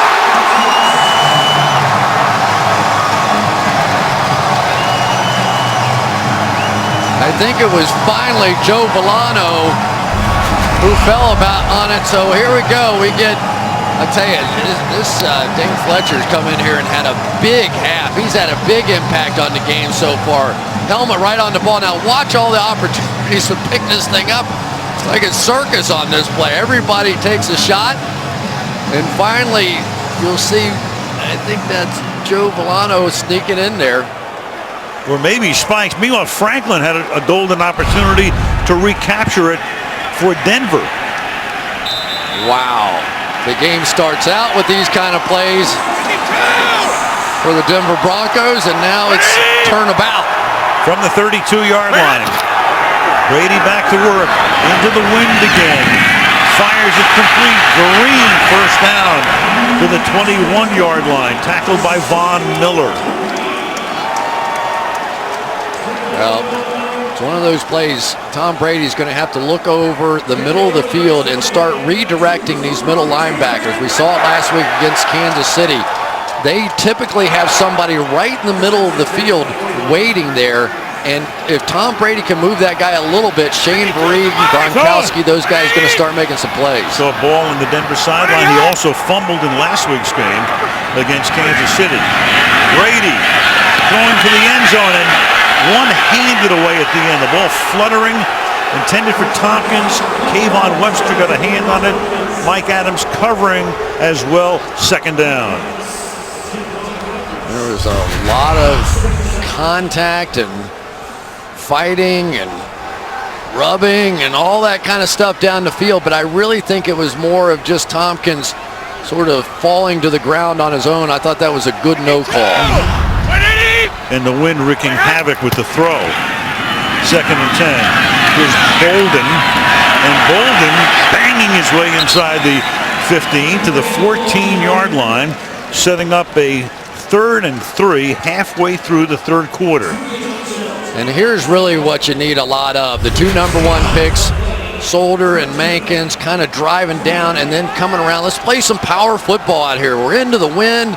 You know, let's just get it going a little bit. Let's be the Patriots. Let's be the team that wins championships. And they've done exactly that to start the second half. 3rd and 3. Trips right.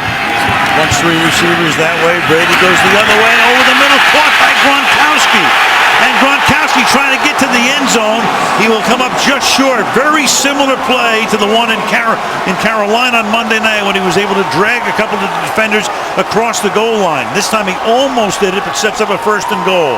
And here you go. If you're Tom Brady, you get him right up to the line of scrimmage. Don't let him substitute in and get that goal line defense in. But he's got Shane Vereen, not typically his goal line runner, in the backfield. With the reason, of course, Stephen Ridley fumbled early in the game, hasn't seen action since. They give it to Vereen, and Vereen won't get there on 1st down. Stopped at the line of scrimmage. It'll be 2nd down and goal. And there's Monte Ball. His fumble has enabled New England to get into this position. I tell you, Von Miller doesn't get enough credit for the way that he plays that run. But Gronkowski, just like he did a week ago, got Iheanacho on the outside, and this is just big boy football here. He dragged them all into the end zone last week and very nearly did it again. They get Devlin as the fullback. Bolden is the running back on 2nd down and goal. They give it to Bolden, and he is in. Touchdown.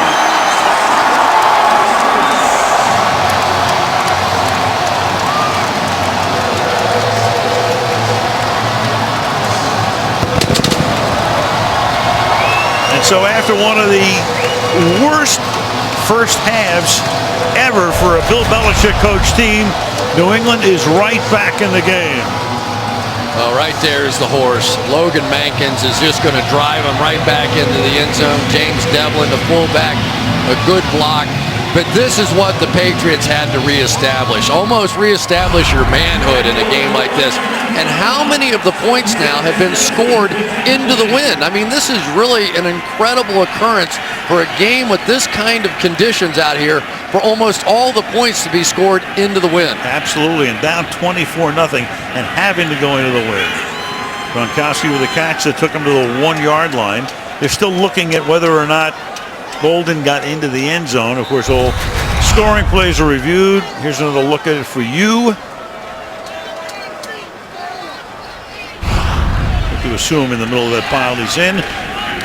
Confirmed. Extra Two-point guy Gostowski is good. 5:40 remaining in the third quarter. All set up by the Monte Ball fumble. All of a sudden, it is a 10-point game in Foxborough. Thanksgiving night, Thursday night. Hope you'll join us. Coverage starts at 8 Eastern time. We'll be in Baltimore. It's the Steelers and the Ravens, and then on Sunday night we'll head down to D.C. where it's the Giants and the Redskins. A week from tonight on Sunday Night Football. Well, maybe this will turn into a Manning-Brady shootout. Who knows? Got to remember, Tom Brady's going to have the win in the fourth quarter. Well, I'm not sure it matters. Here's Holiday from the 12-yard line. Trendon Holiday with a good return. Bumped out of bounds up at the 34-yard line, and any flag is down. Looks like that one's going to come back for a little hold. Change territory. Holding number 97 of the return team. 10-yard penalty. First down, Denver.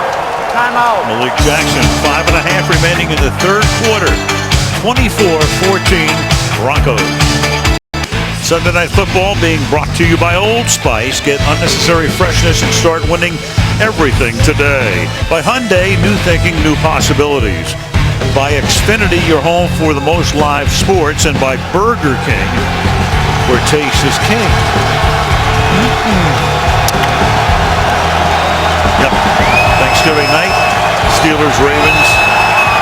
After your turkey at 8 o'clock. 5.5 to go, third quarter. They start with Moreno to the outside, and they run him down just about at the line of scrimmage. Rob Ninkovich making the tackle. Yeah, and I think the Denver Broncos have to be careful at this point in the game. They have to stay aggressive here and play this win, and if they're going to throw it, it's going to be very difficult in the fourth quarter. They need scores in this quarter. They need them now. Wind 20 miles an hour. They're with it.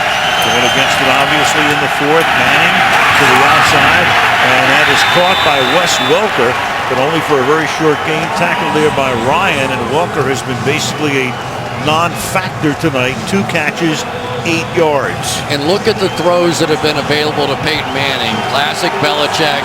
Lock them down inside. They want to throw those outs. Have at it. We'll give you that one.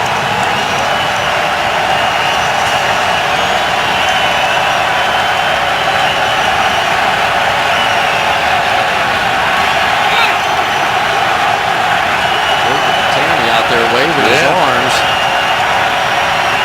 4 separate times. On 3rd and 5, and over the middle, it's caught by Welker, and West takes it to the 37, and that silences the crowd.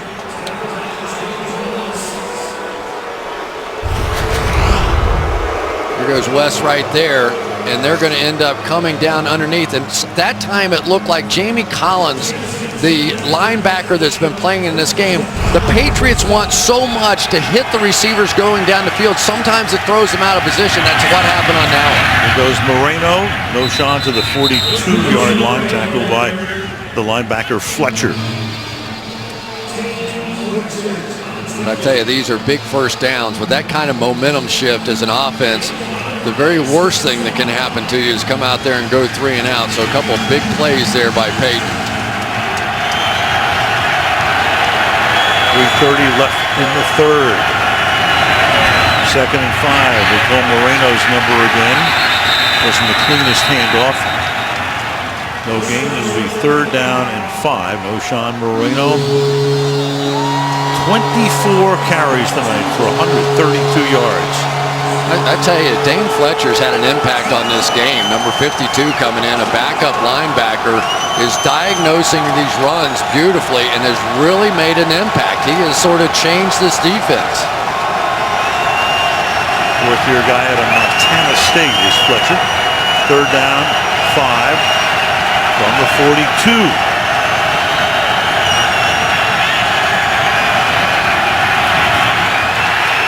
Manning drops the ball and recovers it himself at the 34-yard line. That was Jamie Collins, the rookie linebacker, who came in. So Denver able to retain possession, but now they'll punt. A little nod here. Dane Fletcher comes in.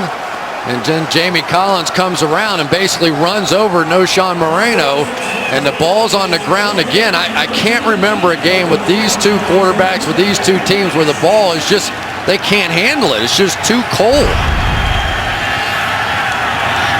With the win, Colquitt to kick. Julian Edelman back for New England.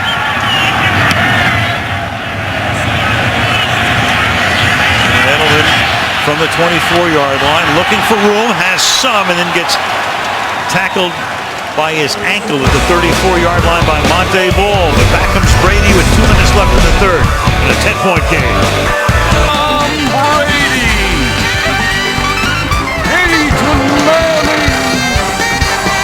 And I'd like to do some fancy steps for you.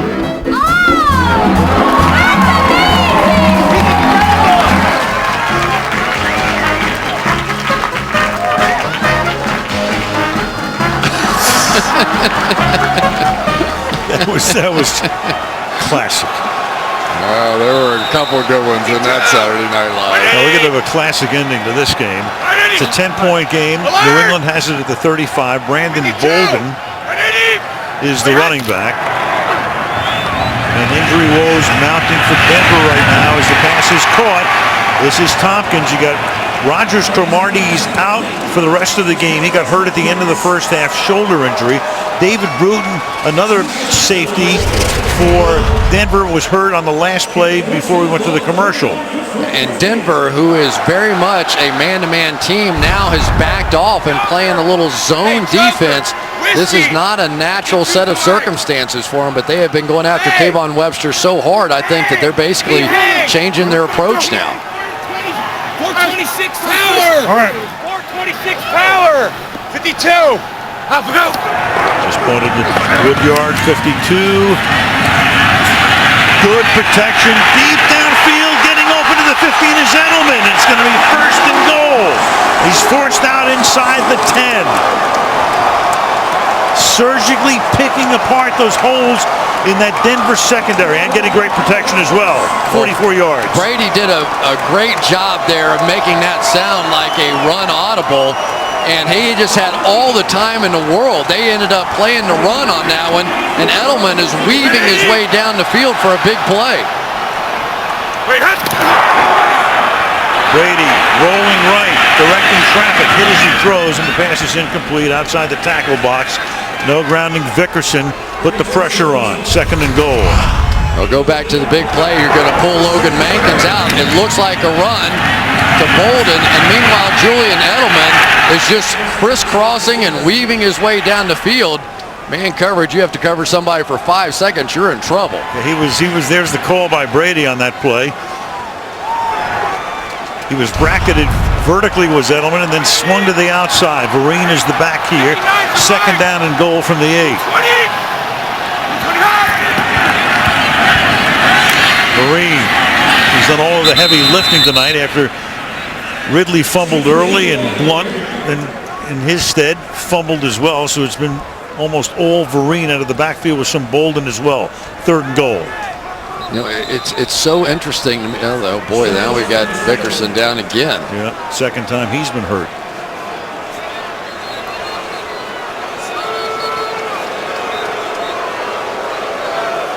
So an injury timeout, third and goal when we come back. So third down and goal as they help Vickerson to the sideline.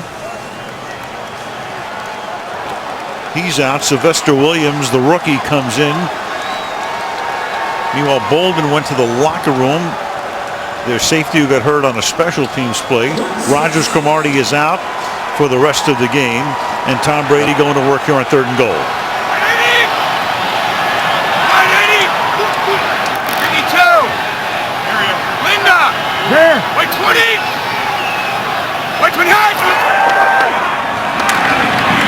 Over the middle, caught, touchdown, Rob Gronkowski.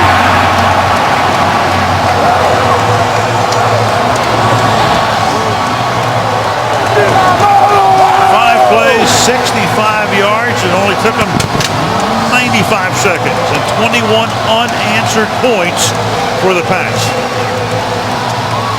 And it has really just been big boy football, whether they're running the football or Gronk going down, running right into Wesley Woodyard. If you want to throw a flag, throw a flag. I don't care. I'm playing the way that I play. Gets away with it, and we have a ball game.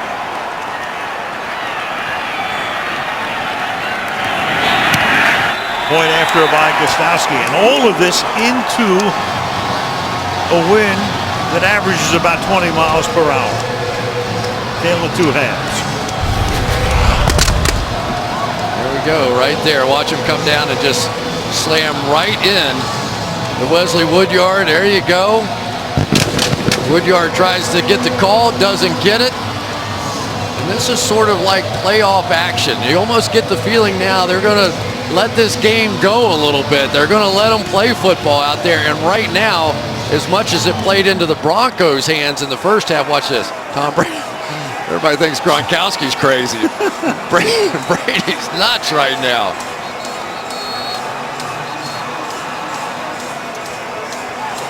Saying, yeah, what does it take for pass interference? You tell me. You know who's enjoying this right now, but certainly didn't enjoy the first half? Andy Reid and the Kansas City Chiefs, who got upset today in a crazy game in Kansas City, and they need desperately a Denver loss. Yeah, you know, we were waiting for it.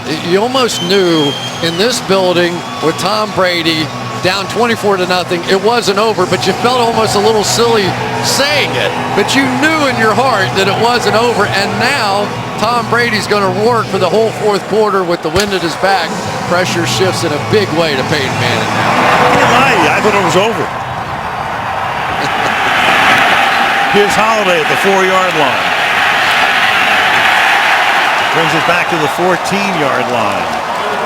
All Holiday wants to do these days is hold on to the football. Yeah, I don't blame him. That was, you know, it was that fumbled punt, that muff punt before the half that set up the injury to Dominic Rodgers-Cromartie on the Hail Mary at the end. And that injury has seriously changed this game. It's changed the defensive strategy for the Broncos, and Tom Brady's starting to pick them apart. So Manning, who has only 15 more seconds to go with the win, though I'm wondering if that even matters the way Brady worked into the win in this quarter. Starts with the Moreno run. And Noshan having a yeoman night up to the 22-yard line. That's going to take us to the end of the quarter as Noshan Moreno ends the third quarter with 139 rushing yards. End of three in what's turned out to be a wild one. 24-21 Denver, and Sunday Night Football continues after these messages. Waiting all day for Sunday night. Foxborough, Massachusetts. Al Michaels, Chris Collinsworth, Michelle DeFoya. Sunday Night Football. New England 21 third quarter points. We start the fourth. It is second down and 3 for the Denver Broncos from their own 22-yard line, going into the wind in the final period. And C.J. Anderson has his first carry of the night and has a first down out to the 26-yard line, and we check in with Michelle. Well, injuries continue to mount for the Denver defense. Safety Omar Bolden is back in the locker room being evaluated for a concussion. He is questionable. And defensive tackle Kevin Vickerson, his hip injury, he's questionable at this time, being worked on the trainer's table, Al. All right, thank you, Michelle. And also on offense, and the pass at the 30-yard line is picked off by Logan Ryan. Into the wind, he throws the ball, intended for Decker. The pressure was put on the corner blitz by Kyle Arrington. And already in field goal range with the interception. Logan Ryan, you see how quickly he gets his eyes back to the football. They say that is his best attribute. The blitz came. Peyton Manning felt like he had to get rid of it quickly. Gets undercut by Logan Ryan, and this young rookie is having a major impact.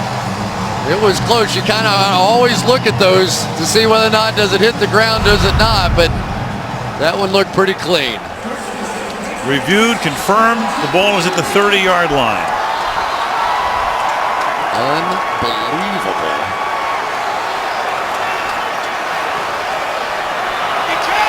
Tommy! Running back is Bolden.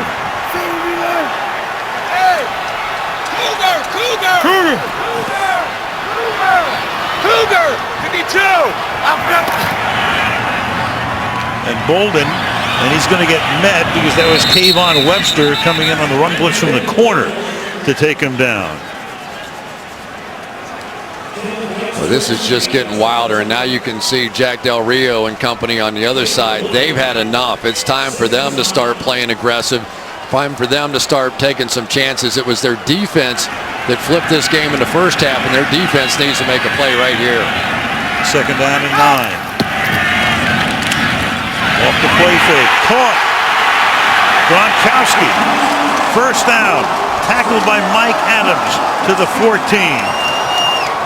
It's just so hard to go hard play action, and you see these linebackers go firing up in there, and then Brady just takes it right in behind him. They work that play beautifully against Carolina and come right back here again the same kind of way. And really, sometimes when Tom Brady gets hot, just looks like it's going to be impossible to stop him. 5 catches for Gronkowski for 71 yards. 52.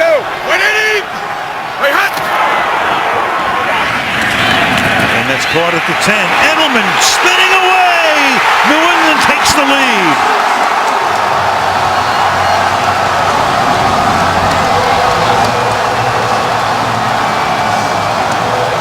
The interception, 3 plays, 30 yards in 74 seconds. Well, go figure that Julian Edelman, the guy who early in the year, because of all the injuries to all the receivers, stepped up, is the leading receiver on this team. And it is Julian Edelman, a guy who hasn't been much of a factor here lately as these guys have gotten healthy. Comes back with the big one, and oh my goodness, what a turnaround. 6 catches tonight for number 11. Gostowski for the point after. 4 possessions in this half. 4 touchdowns. We told you don't touch that dial, right? Wow. 28-24 Patriots.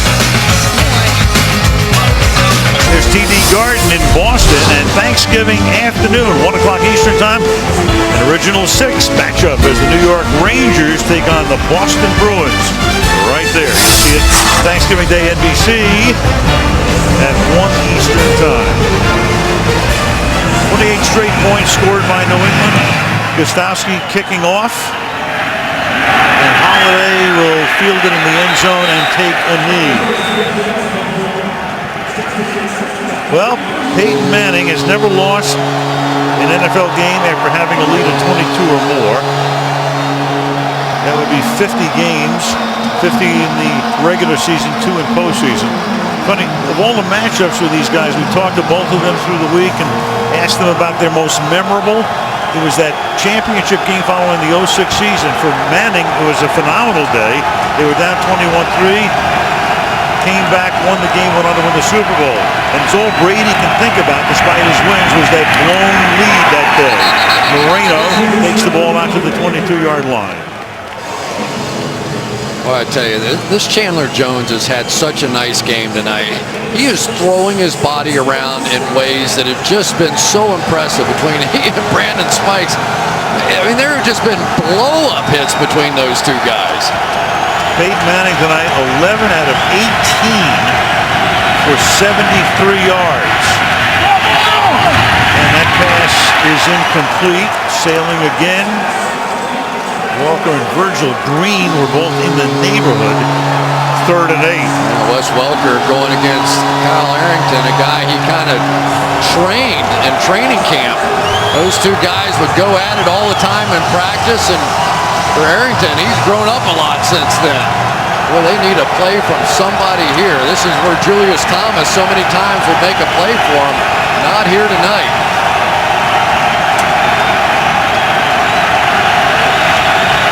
Show blitz from Jamie Collins, number 91. We'll see.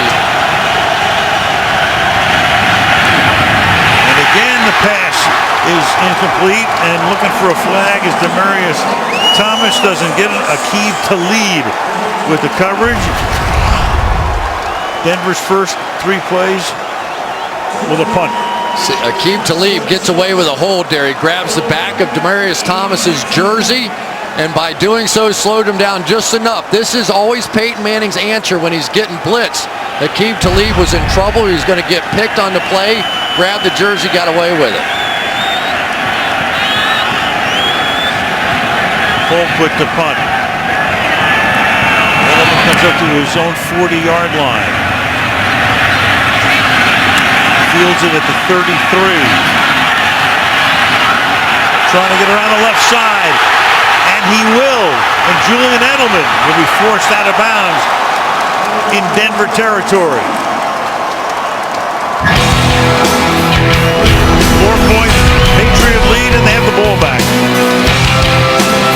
Through the years with Peyton Manning, most of those years, of course, at Indianapolis, and Tom Brady, who's been the starter here since early in the 2001 campaign, meeting for the 14th time, 11th time in a regular season matchup. Brady's won 7 of the 10. 2-1 is Tom in postseason play. But of course, it's that memorable comeback by Manning and the Colts to lead to the Super Bowl win, coached by Tony Dungy. And both guys telling us that is their most memorable game. Certainly not a happy memory for Tom that day. But trying to make a happier one tonight, obviously, as Shane Vereen swings to the outside and gets forced out of bounds by Mike Adams after a gain of 7. Largest deficit to overcome, 21 points against the Bears all the way back in 2002. Did it against the Bills 2 years ago and trailed by 24 at halftime tonight, 24-0. I don't think Peyton Manning would ever admit it, but if you want to see him bristle a bit, talk about Tom Brady's 3-1 Super Bowl advantage, or the record that Tom Brady has against him. 2nd down and 4. That's caught for a first down. And everything goes flying there with Gronkowski making the catch. Every time Dookie and Nacho's around, something's going flying. He just has some big hits throughout the course of the night. But Gronkowski now is starting to have his way. They wanted to get him in space. They felt like that Gronk against either one of these excellent cover linebackers of the Denver Broncos in space would have the advantage, and it's starting to shape up that way. Play action as time. And it's juggled and should have been intercepted by Wesley Woodyard, who may have turned around to look upfield. Intended for Shane Vereen, and Woodyard had it right in his hands and was starting to look upfield to run with it and dropped it. Talked about the cast. He doesn't handle the ball, and this time Woodyard just cannot find the handle. I mean, these are, oh my goodness, game-changing plays that the Broncos so desperately need one right now. 2nd and 10. New England had those 3 early turnovers. Denver's turned it over 3 times since. Brady on 2nd and 10. That's caught for a short gain. Danny Amendola over the middle takes the ball to the 31-yard line. 3rd and 6 upcoming.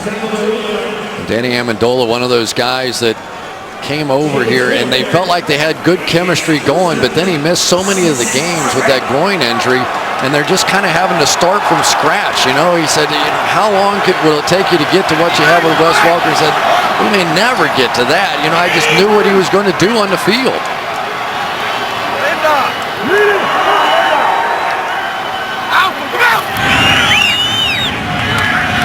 3-man rush, and the pass is caught.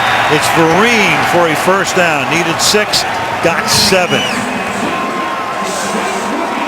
Well, we've been talking about it, getting these linebackers in space. Here's Wesley Woodyard on the outside. It's one thing to cover a running back when he's coming out of the backfield. It's quite another to cover him when you split him out. An excellent strategy here by Josh McDaniels. It's really starting to pay off and starting to work now. It's Gronkowski, it's Vereen beginning to take over this game. Bolden is the running back. They give it to him. It's tackled at the 20-yard line, and a flag is thrown.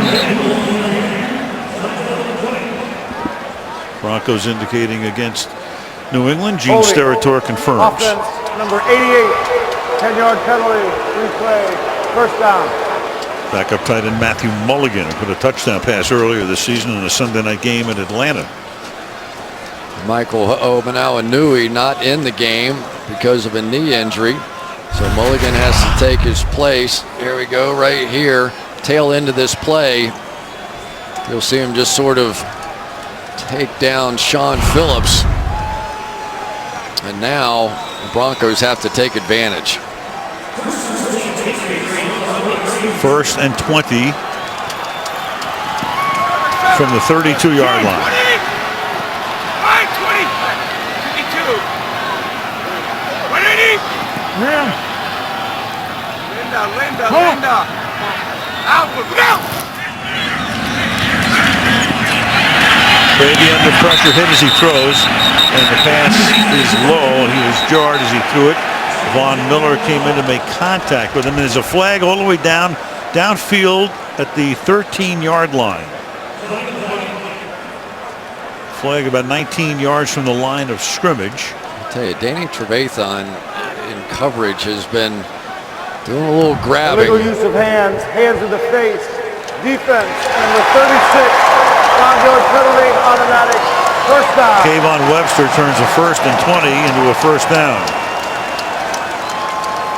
Boy, this has just been a nightmare since Dominic Rodgers-Cromartie went out of this game. There's a little shot to the face mask, and that's what gets called. And the automatic first down is killer in that situation. It would have been a 2nd and 20. And this is Brandon Bolden getting a yard. Well, quarterback comparison, of course, Brady has been on fire in the second half. 291 yards, and Manning only 73 yards, or less than 4 yards per pass.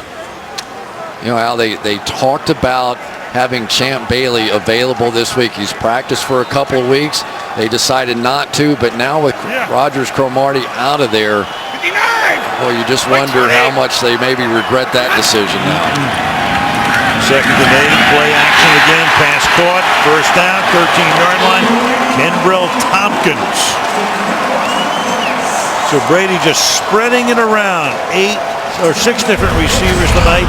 Tompkins catches his 5th pass. So now they take their shot with Quentin Jammer on the outside, trying to do some of the same things that Dominic Rodgers-Cromartie could do, just unable to do it. And this Kenbrell Tompkins, it's not always pretty when they're throwing the ball to him, but we certainly have seen him come up with some big plays so far this season, and maybe the biggest one of all against the Saints to win that game. So Champ Bailey played in only 2 games. They hope to have him back in Kansas City next week. Here's Bolden tackled by Miller. And now you have to begin to talk about the significance of touchdown versus field goal in this situation. Boy, wouldn't you like to have been in there in halftime with Bill Belichick? He's great at halftime adjustments and all that. I'm going to guess he jumped their shorts pretty good in there, because when they came back out a physical football team in the second half.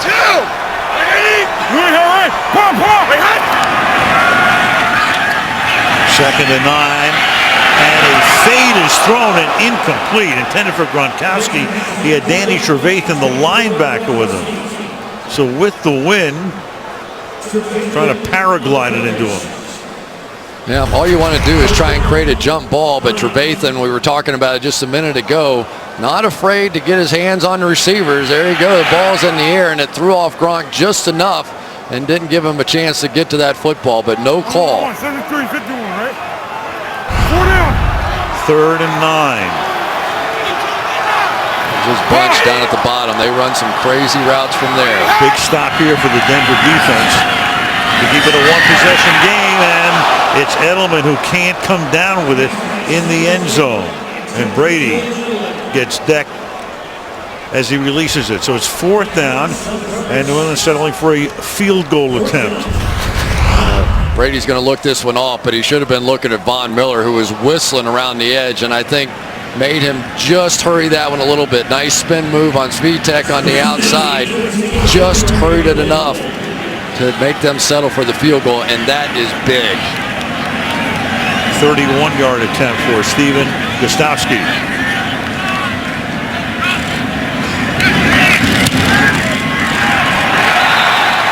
Gostkowski bangs it through with 7:37 left in regulation. 31-24, Pats. Sunday Night Football being brought to you by Wendy's. Now that's better. By BMW, we only make one thing, the ultimate driving machine. By Walmart, the first and only place to go on Black Friday. And by American Hustle in theaters December. Downtown Boston on this very, very frigid Sunday night. It's going to be Black Sunday in Denver. They end up blowing this lead. Very black. 31-24 with the win. Gostowski's kick. Holiday's going to drop it and then down it right there. This guy's having a heck of a time over the last month. Just holding onto the ball. Second half. The score was 24-0 at the break. And they started coming out with all those pick plays and went right down the field, right into the wind, and then Tom Brady and Gronk started to take over. But Julian Edelman really has had a huge half now. 2 touchdowns already, leading receiver, 6 catches for 88 yards. It's been Edelman, it's been Gronkowski, it's been Vereen, and lately Kimbrell Tompkins has been making some big plays. So now Manning down by 7, starts from the 20-yard line. Pressure put on. Intercepted at the 30-yard line. Flag is down. Aqib Talib for the moment brings it to the 19-yard line. You had Brandon Spikes making contact with Manning. That's coming back. It is coming back because the Broncos are staying out on the field. Prior to the pass, holding defense number 31. 5-yard penalty, automatic first down. That's Talib, so it's a very short-lived celebration. Yeah, and we were just about to talk about Demaryius Thomas and how Aqib Talib has been shutting him out so far. No catches, and that's going to be called a hold right there. And for Peyton Manning, it is a reprieve. But Talib has had a huge night so far against the #1 threat, and he hasn't had a lot of help. From the 25, on the ground, Moreno picks up about 4 to the 29. Turnovers has been the story tonight. New England 3 early ones, and Denver able to capitalize with 17 points, and then the 3 by Denver, and New England capitalizing for 14 points. 7 minutes to go in regulation. Second down and 5.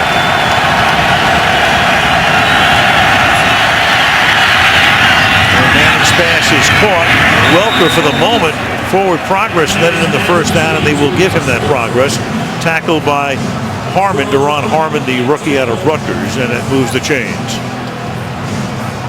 They're going to come across the field. They've got a little in and out coverage, so they're going to let him go. The safety, Deron Harmon's supposed to come down there and pick that up. That's a coverage they've been working on Welker all night, basically able to double him because Julius Thomas is not in.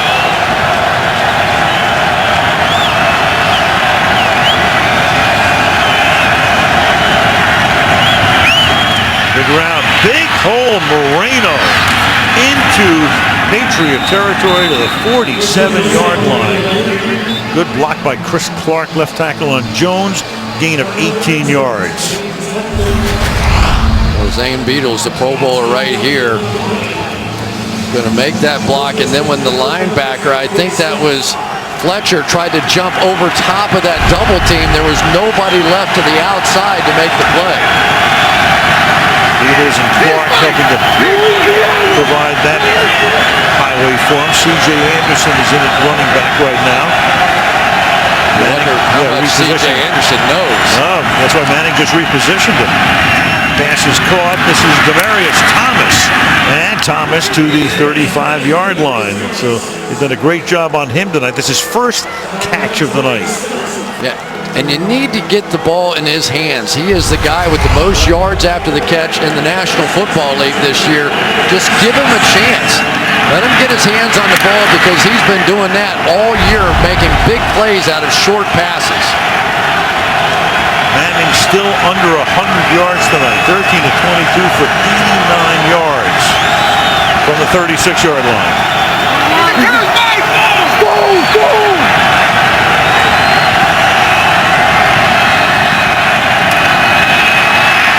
Peyton up on his toes, and then Welker drops it at the 35-yard line. Well, you have to be careful running across the middle against this Patriots team. Watch Dane Fletcher right here as Demaryius Thomas comes across the field, just completely shocks him, and then Wes Welker drops the ball. How many times do you see that? Once too many for some New England fans. 2nd and 10 at the 36-yard line.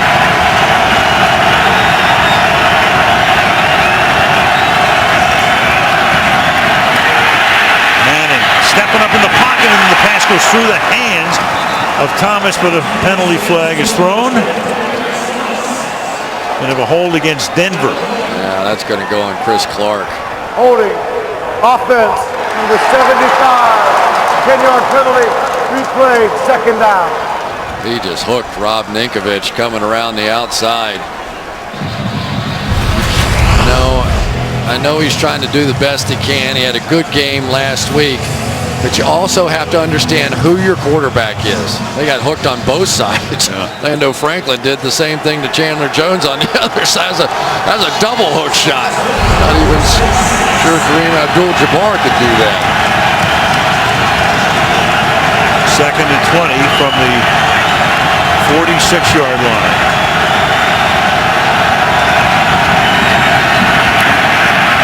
Manning throwing, caught just before stepping out of bounds.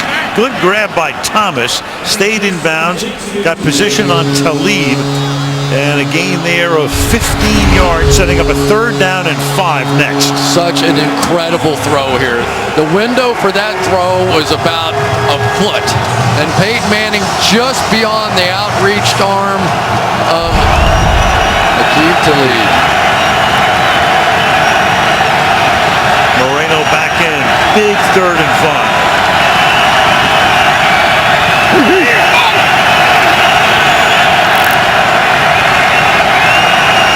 Play clock at 1.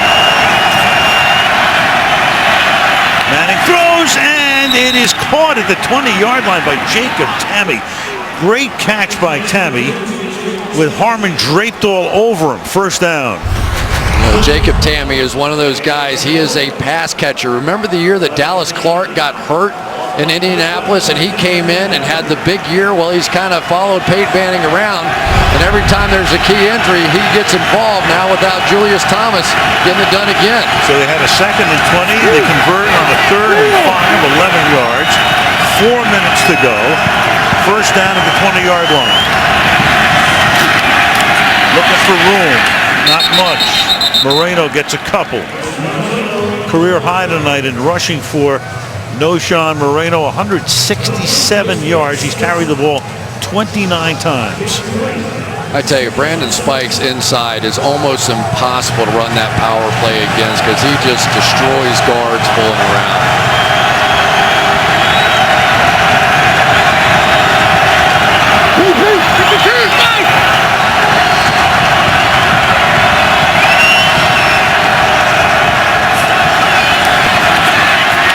Manning on a 2nd and 7, throwing incomplete. Looking around for a flag is Joel Dreesen. There is none. 3rd and 7. Well, I know we don't see Peyton Manning run the football very often, but he had as much space as he wanted going around that edge. I just don't think it ever quite crossed his mind. Tried to get the ball down into Dreesen, but I mean, there was nobody there. That was a free 1st down for him.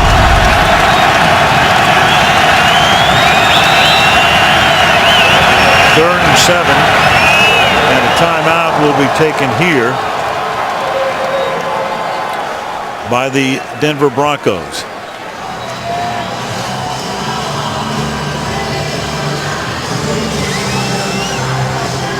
Well, some of the best throws we've seen all night from Peyton Manning. He is razor sharp here on that one, just outside of Aqib Talib's arms. Comes right back to Jacob Tamme. You can't be much better covered than that. And he's going to need one more. And I think this is probably 4-down territory down here, don't you? I do too. Yeah, New England took that timeout defensively. Belichick actually called it from the sideline before Manning came up on a 3rd down and 7. Just to make sure they were totally set in the situation. Of course, every 3rd down in a game like this at this point in the game is huge. Manning comes up to the line. Totally agree on a 4-down situation here. First 3rd and 7. Jamie Collins against Jacob Tamme. That might be the match he wants. Manning hanging in, pass underthrown and incomplete, but a flag is thrown. You had Jacob Tamme and Ninkovich contact there. Steratore to make the call. Cut right across the face of Rob Ninkovich, and he just hooked him.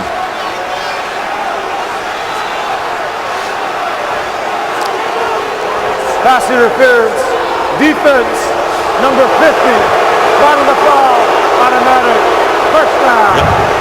2 minutes for hooking. It's a good call. Watch Ninkovich here as he crosses his face, just going to reach out and grab him. It's a good call. Those Patriots fans are saying, where was that one last week?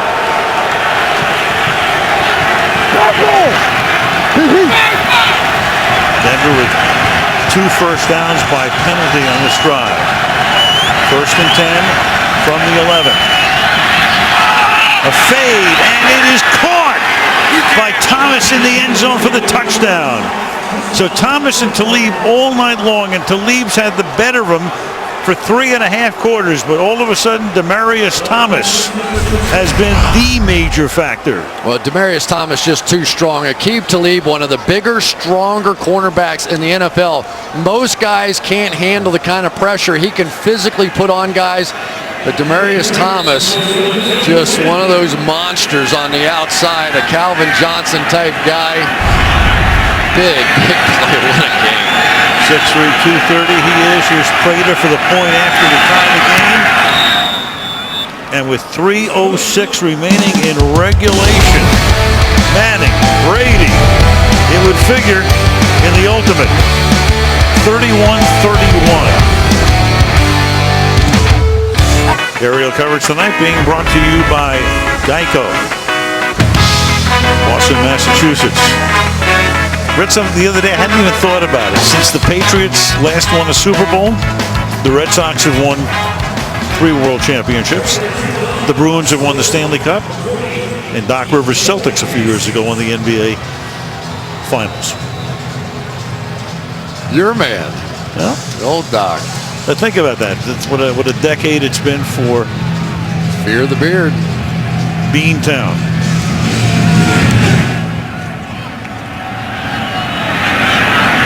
Great kick into the wind. It goes into the end zone where Devin McCourty will down it.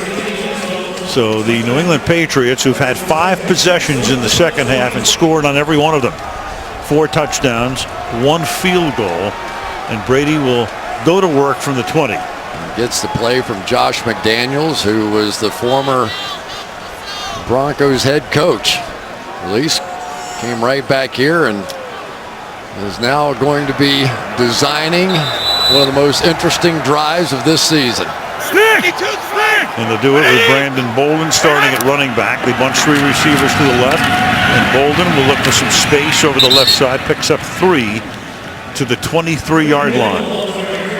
Well, the Broncos haven't stopped them yet this half. It has been all Tom Brady all the time, touchdowns and just 1 field goal. And now they need a play. Von Miller was making plays earlier. Sean Phillips was making plays. It's going to come down to some man coverage opportunities on the outside, and they're going to have to do it without Dominic Rodgers-Cromartie. And there is Dookie and Nacho at the top of your screen against Rob Gronkowski. New England 249 yards in this half. And the pass is a little behind and caught by Vereen, but he gets tackled immediately by Danny Trevathan. So now a big 3rd down coming up. Second half possessions, TD, field goal. Right now they'd settle for a 1st down. And right now they're going to take it to the 2-minute warning. Denver has all of its timeouts. New England will have 2. 2 minutes remaining in regulation in Foxborough on Sunday Night Football. 31-31.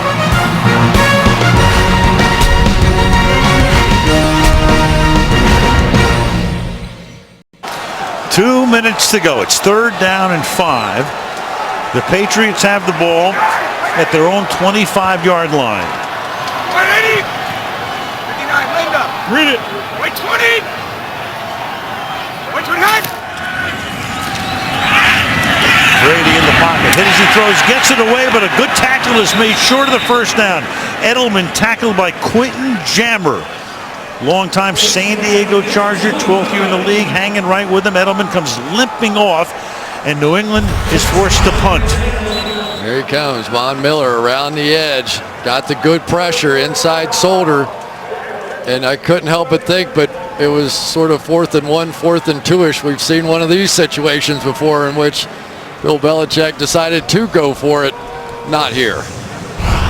So now you've got Wes Welker going back to receive this kick because Trendon Holiday has had all sorts of issues hanging onto the ball. So even more drama. Here's Welker back to receive the punt.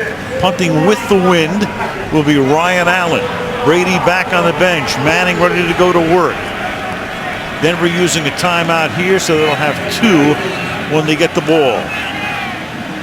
Now, I hate to bring this up for a second time, but left-footed punters in crazy winds, left-footed punters by themselves are hard to catch.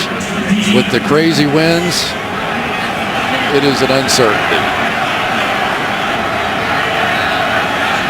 Another part of the equation why Del Rio can't take a chance with Holiday trying to grab this one.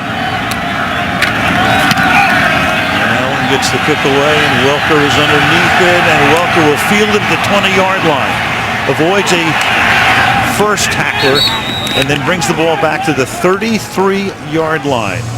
Coming up after the game, it'll be the Wendy's post-game report. Michelle on the field with the stars of the game. Bob, Tony, and Mike wrap it up. Take a look across the league. Chris and I look ahead to our Thanksgiving night matchup in Baltimore with the Steelers and the Ravens coming up right after the game. So here's Manning, and you know what he's going to do right now. It's real simple. 134, not only try to get them obviously in the field goal range, but take as much time off that clock and leave Brady with nothing. The field goal range here is probably inside the 30-yard line because of the wind conditions. Manning throwing, starts with a 9-yard pickup to Jacob Tamme, the tight end. Boy, isn't it nice to have somebody in your hip pocket that you're that familiar with? Tamme has had a big role in trying to get the Broncos back in this thing.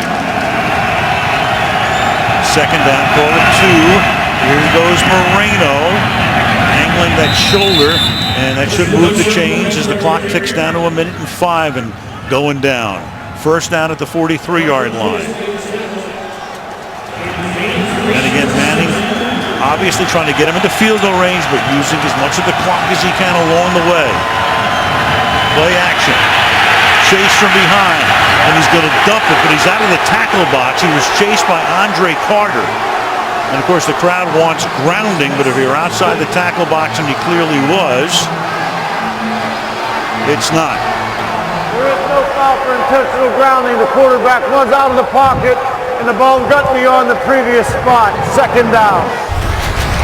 Well, Andre Carter, the old man here, coming around the edge, and he's going to put pressure on Peyton Manning. He probably knows as well where that bad ankle is. What the heck? Take a shot at that, too. And he gets it to the line of scrimmage, which is a key component as well, with no penalty. On 2nd and 10, the pass is incomplete, intended for Welker. He was wrapped up by Kyle Arrington. So the two guys who went head-to-head in practice for a number of years are at it here again. Well, Kyle Arrington really learned so much over the years playing against the great slot receiver Wes Welker, and here it comes for Peyton Manning. Third down, have to have it. Certainly don't want to give it back to Tom Brady one more time. Especially not after an incomplete pass and just a couple of seconds off the clock. 3rd and 10. Manning down the sideline, floats, and it's incomplete.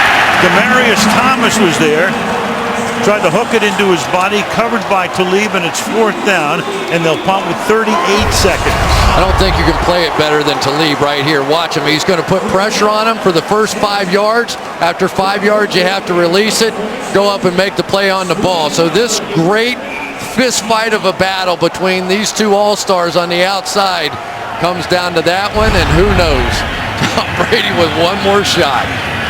Talib playing with a strained hip. All over Thomas all night long.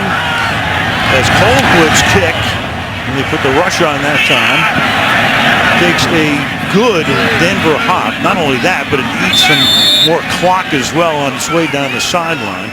And they'll spot the ball at the 11-yard line. 28 seconds remaining. AFC playoff picture right now. Of course, a lot depends on what's going to happen here. Denver either goes to 10-1 or 9-2. Right now, KC and Tennessee would be in the wild card spot.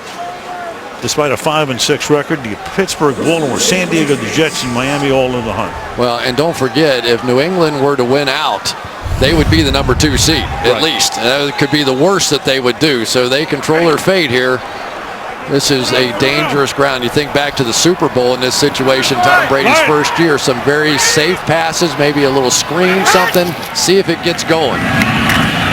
Here's Edelman, and Edelman will pick up a yard, maybe 2. That takes 6 seconds off the clock. And we look like we're very much headed for overtime. You would think here. The strategy always changes. You certainly don't want to get to 4th down, and with Denver with 2 timeouts remaining, you don't want to have one of those kind of situations either. So kind of a no big chances probably on either side here, I would think. You would be correct. To the 20-yard line goes Shane Vereen. It's going to make it 3rd down and 2, and they're going to let the clock run all the way down, and the next big decision will be heads or tails on the call by Denver. What else would you expect between these two legendary quarterbacks? Just another one for the history books here tonight.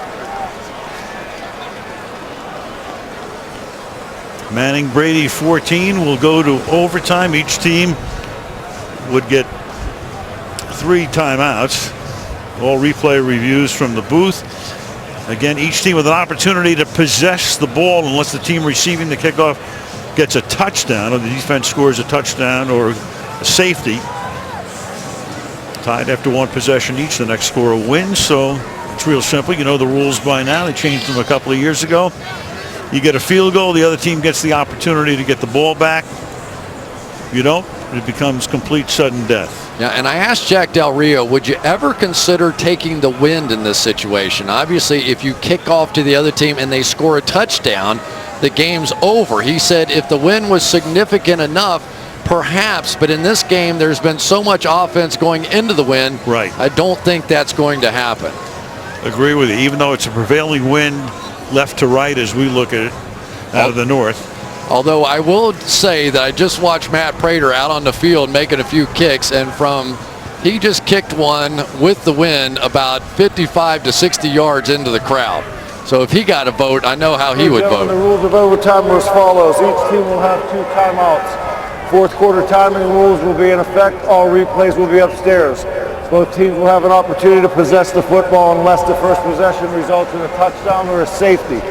Visiting captain, call the toss. Call is the heads. There's a tail. He's on the clock. Which goal would you like to defend? Are you choosing to defend they didn't the know goal? So you're going to stay in this what position they were going to you'd do. like to receive from this position? New England has won the toss, elected to defend. They will kick to Denver in this direction. Okay, man. They are taking the win. Bill Belichick has decided to take the wind. Right. Very interesting call. It would figure. Dramatic game in Foxborough. More to come. So Bill Belichick electing to make the wind the biggest factor. His team with its backs to the wind. So Gostowski will kick off.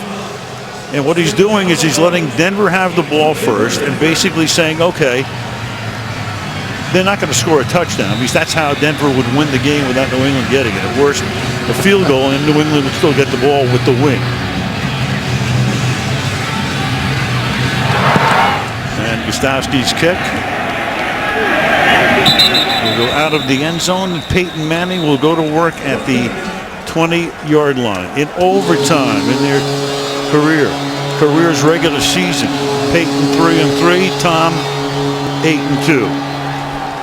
You know, these new overtime rules have certainly changed the way that Bill Belichick thought about that. If he had to defend against a field goal on the first drive, probably doesn't do that with Peyton Manning, but because they would have to score a touchdown to beat him, he does. Totally agree. Especially with the wind playing so much of a role. They start on the ground. They give it to Noshawn Moreno. Huge night for him. Gain of 8. He got started early, and he's run often. 31 carries, 178 yards on the ground for Noshawn Moreno. And so into the wind, they go right back to kind of how they started this game, playing a little power football, running. They're still playing the man coverage on the outside, still with 2 deep. There should be run opportunities. Brandon Spikes coming up and showing blitz, and he's like having an extra D lineman up there. 2nd and 2. Moreno again, huge hole out to almost midfield. He gets to the 47-yard line. Tackled by Devin McCourty. And that's 197 yards for him. 18 there. Power football right over here. These guys have just done a fantastic job, and that's how they've gotten started tonight. And boy, if they take it down the field with their running game and a tired defense on the other side, this is going to be some conversation tomorrow. The rookie C.J. Anderson is in there. Fake give to him. Manning hit as he throws, and the pass is dropped. Ninkovich came in. The pass intended for C.J. Anderson. So he had ball fumbling early, so he hasn't been back in a while. Moreno needs a break every now and then. And Anderson, the rookie, drops the pass intended for him. Zane Beadle comes out and tries to block Ninkovich, but really just completely misses on the play. 2nd down and 10. Double slot to the right.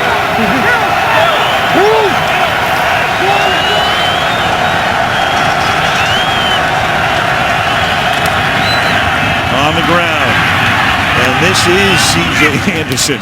Boy, what a spot for a guy who doesn't have very much experience, has played very sparingly, rookie, free agent from the University of California, 3rd and 4. And you know, for Peyton Manning, so many times protection, the big issue with him. And now they're going to spread it out, 3rd down, and they're going to go to these bunch formations. Watch all the picks, watch all the rubs. This is when it comes. Right up here, there'll be a lot of action. Manning gets it away. It's caught, but it's going to be just a little short of the first down, at least with a naked eye. Jacob Tamme across the 45, and they're going to be just inches shy. And then a flag comes in just a couple of seconds ago. So some action afterwards. And, of course, with New England clapping, you know what that means. Here comes Steratore to tell us. There was a little pick play right in the middle of the field, and bodies were flying everywhere. It has to be the call. Now, Belichick will have the option here. It'll either be 4th down and 1 if they decline it, or 3rd and wherever he's going to spot the ball next. Offense, number 87, 10-yard penalty, replay 3rd down. With the game clock operated, please reset the game clock to 12 minutes, 55 seconds. 12:55 on the game clock, please. Decker's going to come across and create a big pile over there for Tamme coming across the field. Jamie Collins, the one that got picked, and that is monstrous. You can't be that obvious with those picks. So Belichick turns down a 4th and 1 for his defense for 3rd and 14. 2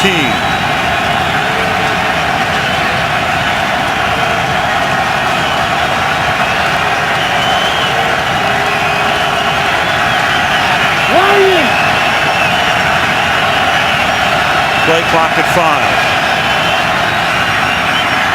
Manning deep downfield, and it's broken up.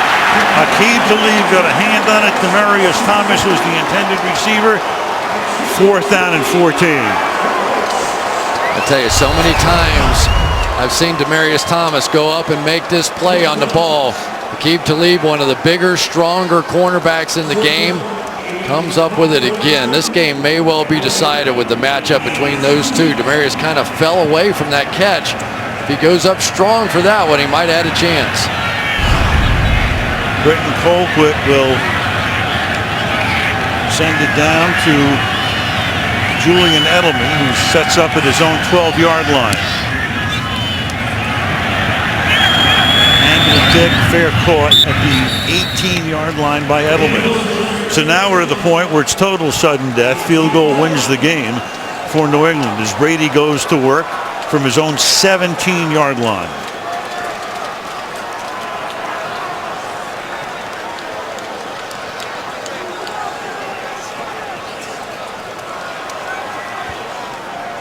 This is when you need your superstars to step up, and if you're the Denver Broncos, you're looking right in the eyes of Von Miller and saying, now, we need you now. Ball spotted at the 18-yard line. Give the ball to Bolden, and he will get thrust back immediately as he reaches the line of scrimmage by big number 94, Terrence Knighton. Terrence Knighton came over from Jacksonville, and I tell you, he has made a huge difference. We talked about Knighton, we talked about Sean Phillips, and how much better this team is against the run. Remember, it was probably the Patriots a season ago with that 250-yard rushing performance that made them start looking around for better run defenders up front, and Knighton's had a big impact. 36! Rita! Read it!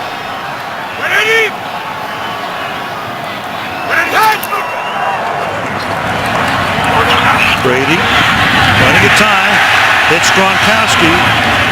He'll get tackled at the 30-yard line, and that's a 1st down. Mike Adams trying to rip the ball out, but Gronk holding on. 1st down.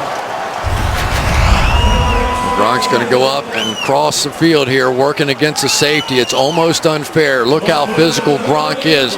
Not trying to avoid contact, trying to initiate contact against the young rookie, Kayvon Webster. Too much to ask of him. From the 31. Give it to Bolden. Bolden out to the 37-yard line. That'll be a gain of 6. It'll be 2nd down and 4, a little more than 4 minutes into overtime. I tell you, Brandon Bolden stepped into this game and done a nice job, hasn't he? Ridley with the fumble, LeGarrette Blount with the fumble, and Brandon Bolden's had to come in and pick up the slack. There's Gostowski in 4th quarter or overtime, as you can see, almost perfect.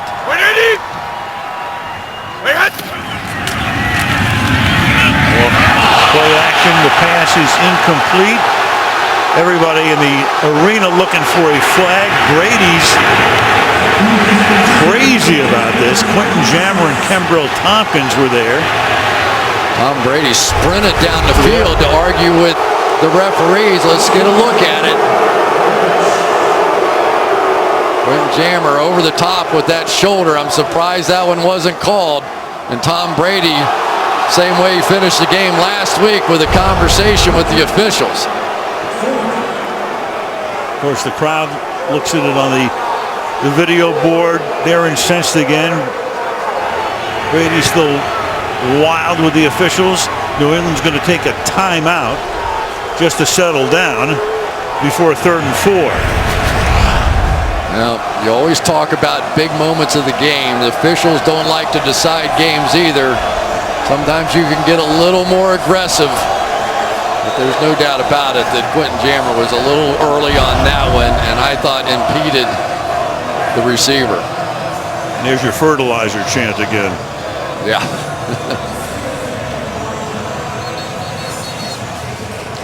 So 3rd down and 4 from the 37-yard line. Well, time after time, we've seen it this year. Rob Gronkowski, the guy at the end of the game last week against Carolina where he wanted to go with the ball. And if they leave one-on-one matchups with him, unquestionably, that'll be the first look for Tom Brady. Man coverage you've got to expect here. So some of these pick plays a possibility too. 3 receivers down at the bottom. Read it. Going 5 wide on a 3rd and 4.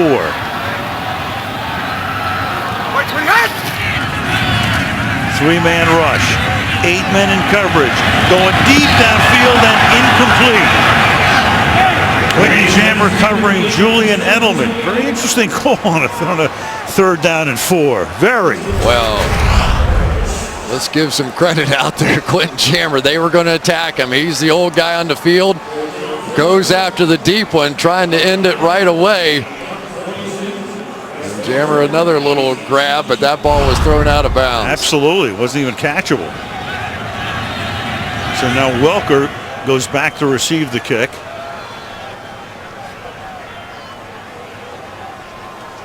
And that's Jammer who's down. So before the kick, Jammer needs some attention, as if the Broncos don't have enough issues in that secondary. Couldn't see if his face hit the turf first. Sometimes your helmet will slam down on the bridge of your nose.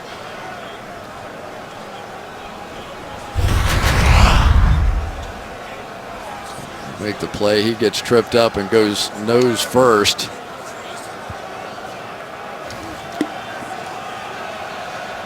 And he's bloody, so signals over to the bench. A long time Charger gets some attention on the sideline as play resumes now with Welker setting up at his own 17-yard line and Ryan Allen in for his 5th punt.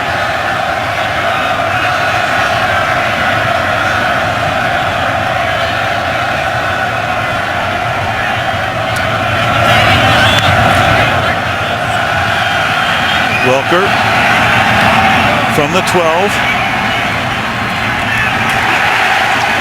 And taken down at just about that spot. So no room to roam for him. The wind is now down a couple of miles an hour at 18. And Peyton Manning going into it.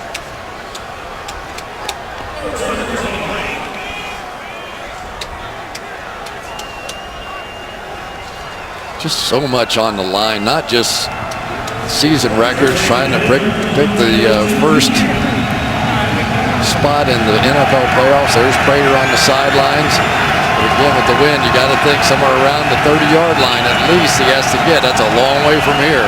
From the 13. Peyton in the pistol. Gives it to Moreno. Moreno's out to the 19-yard line, and that's going to push him over 200 yards on the ground tonight. 202. He's carried the ball 33 times, about 6 yards a carry. And they've done most of it tonight over that right side with Ramirez and Vasquez and Orlando Franklin.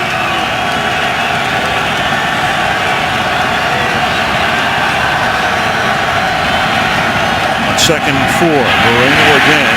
This is going to set up a huge 3rd and 1. Ninkovich making the tackle. They're making a lot of hay with these inside moves. Rob Ninkovich that time just jumping right inside the block. Going to jump inside here, and we've seen that from Chandler Jones as well. Sometimes you get that going too much, and all of a sudden you get a bounce-out run for a big one. 3rd and a long yard.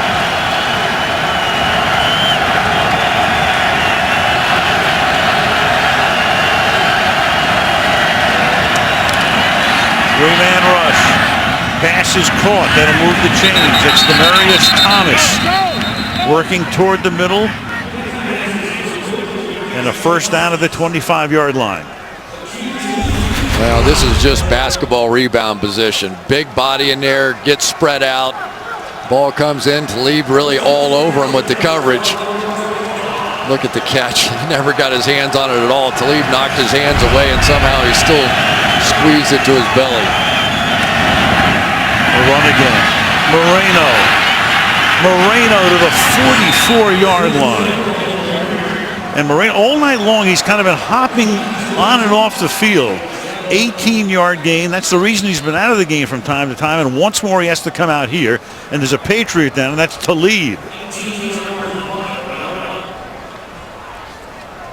That's a big injury. Let's go back and show you this run. Watch how Moreno sets this thing up and then goes up the field, setting up the block of Virgil Green.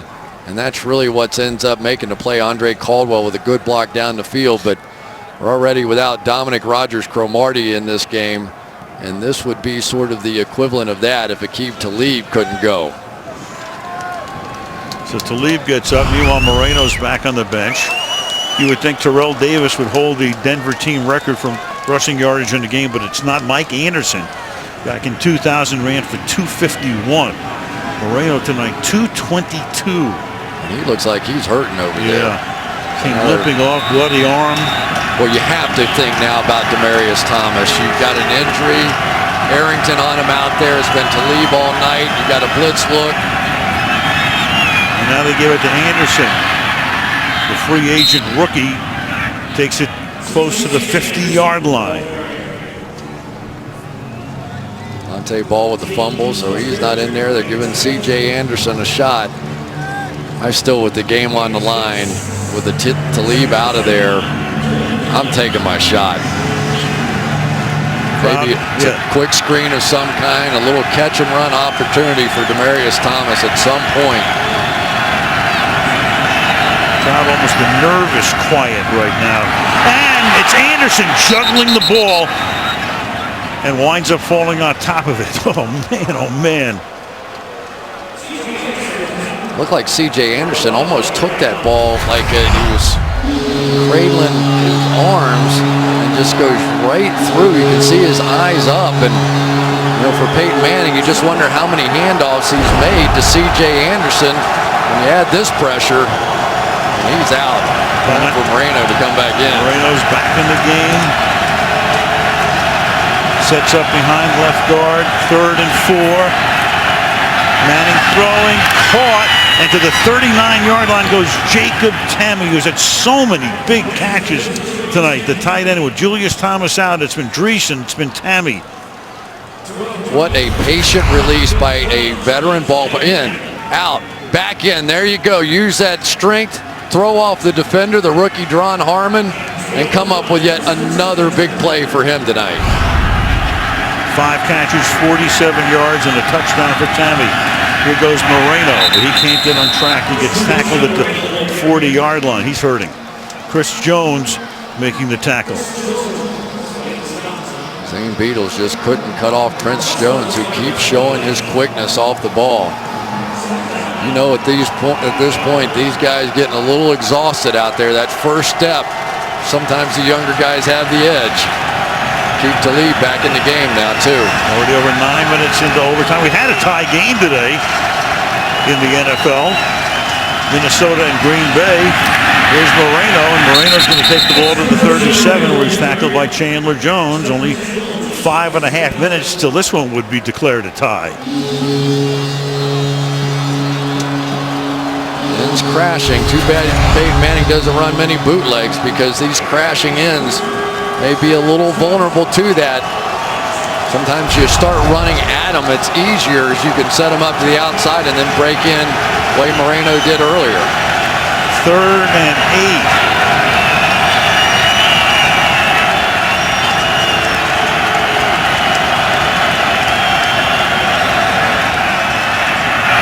And the pass is dropped. Welker couldn't hold on. And now, what does Del Rio do? You can't try a field goal into the wind. It's about a 56-yarder. Do you go for it? I think do you punt? Punt it. I agree with you. Jamie Collins here with the play of the night so far for that young rookie. Got a good jam on Wes Welker and then knocked the ball free out of his hands. If that thing had been 4th and about 2, I think you come up with a different decision here.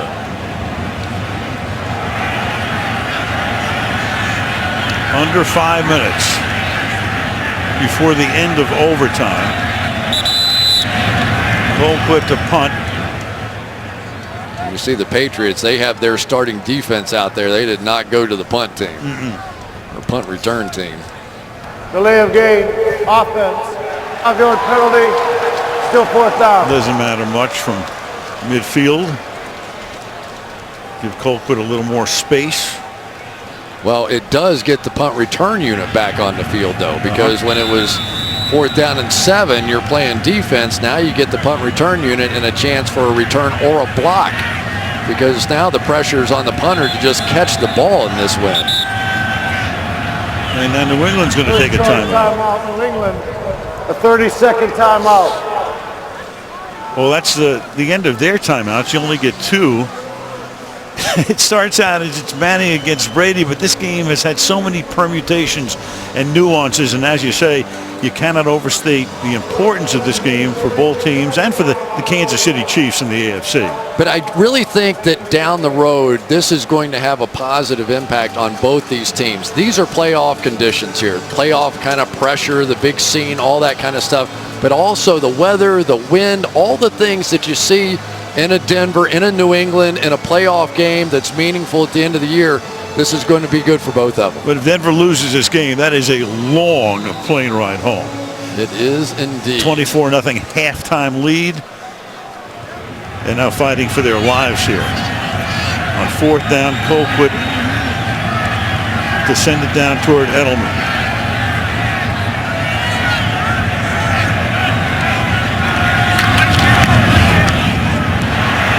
Backspin on it, fair catch called for, made at the 19-yard line.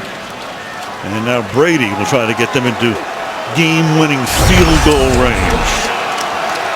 Brady 321, twice as many yards as Manning. Pass rating is very good for Tom and very much below par for Peyton. Well, for Tom Brady, so many new weapons. No Wes Welker, no Brandon Lloyd, no Aaron Hernandez, no Danny Woodhead. This is a team that is building chemistry as they go, and boy, we'll see how it goes here. 4-man rush, pass over the middle, caught on the run by Edelman. A gain of 18 to the 38-yard line. You can only ask linebackers to cover wide receivers so long in these situations in man coverage. You love to stay with the man coverage, but there are times when it's too much for a guy like Wesley Woodyard. Spot the ball at the 37. 9 grabs tonight for Edelman as he's into triple figures. Hey, 6'3". Read it. Gronkowski on a wing to the right side. And now in motion. Play action. Pressure on. Brady avoids a sack, stepping away. Deep down the sideline and out of bounds and uncatchable. Gronkowski, the intended receiver. Sylvester Williams put the heat on that time. Adams covering. 2nd and 10. But did you see the way Tom Brady took over at the line of scrimmage? He had an illegal formation for what he wanted to do with the Gronkowski motion. Very calmly, just got everybody in the right place. Said, here we go. All right, now come in motion. Here we go. Now you got the play.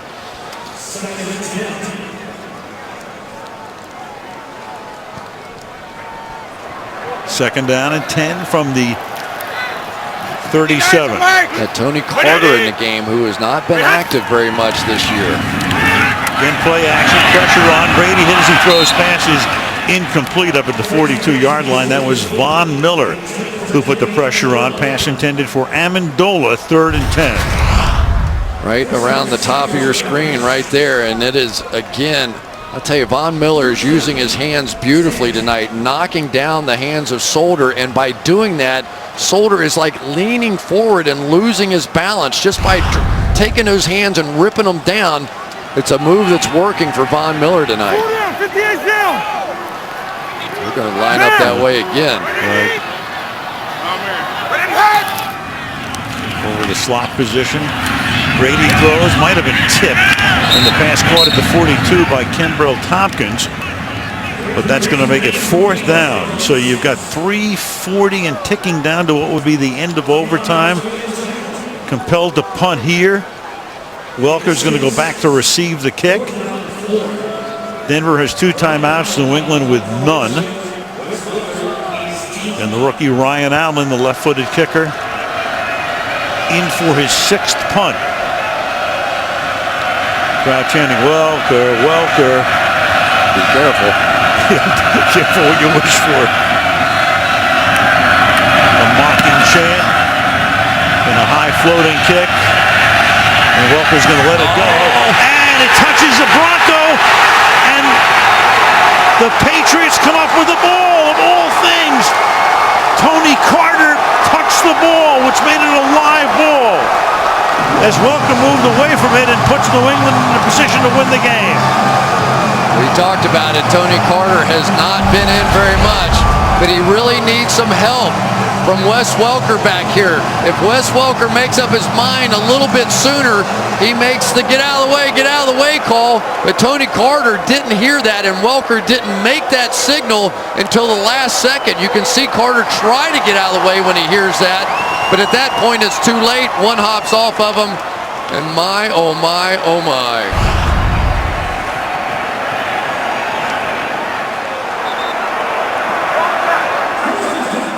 So Manning reduced to a spectator's role. The ball is at the 18-yard line.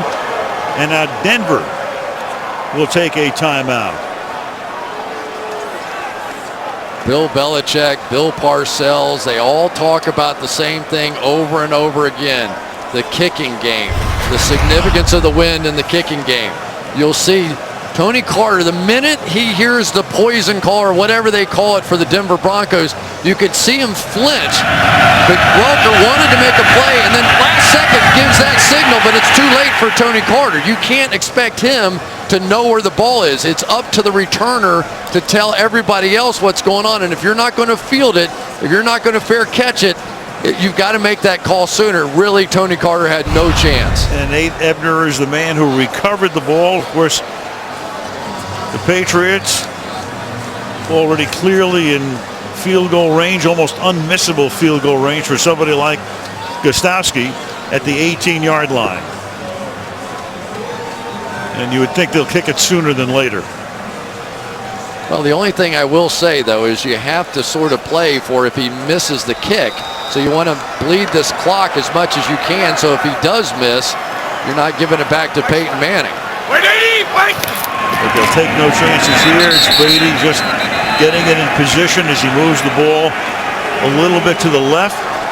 And Gostowski will come in right now. So you had those 3 big New England turnovers in the first half of the first quarter, which led to a 17-0 lead for Denver.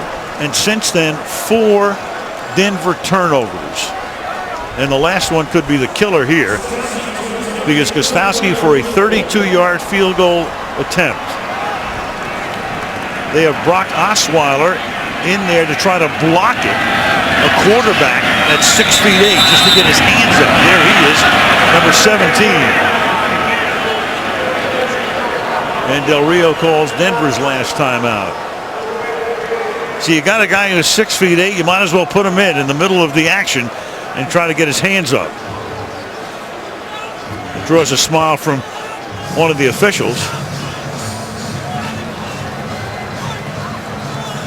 All those kind of rules come into play. You got to be careful about jumping on somebody's back and the leverage and the jumping and pushing somebody from behind. Of course, we've learned many of those rules here in New England from earlier this season. Oh my goodness, you love having Wes Welker back there in that situation because of his experience, but you wonder how much practice time they had with it, making those sorts of calls. Now you got the offense back on the field. Yeah, that's what I was surprised, because why not bleed the clock? They take the time out. You always have the possibility of missing this kick, and you want as little time on that clock as possible. Get it down to the 2-minute warning, and I would imagine they'll kick it on 3rd down, though, just in case you get a bobbled snap or whatever. Absolutely.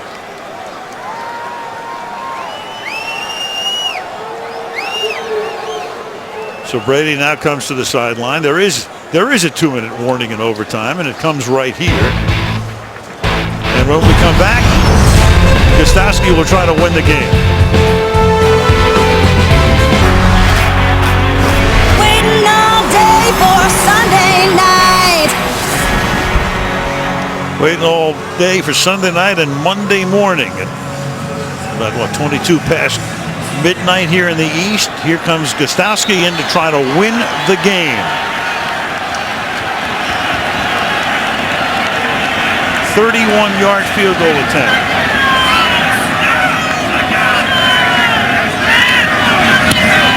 And the New England Patriots, with a most improbable win, down 24-0 in a nightmarish first half, take the lead. Denver's able to tie it, send it into overtime. There is Carter making contact with a punt and setting up a New England win. And thrilling everybody in Kansas City along the way. Holy cow. Tony Carter down, looks back, he hears the poison call, but it's too late. It one hops off of him. And that is that. And yet another miraculous game. So the comebacks are getting even between these two great quarterbacks. Wow. New England goes to 8-3. Denver drops to 9-2. 34-31 in overtime, with the Wendy's post-game report coming up after these messages from your local NBC station.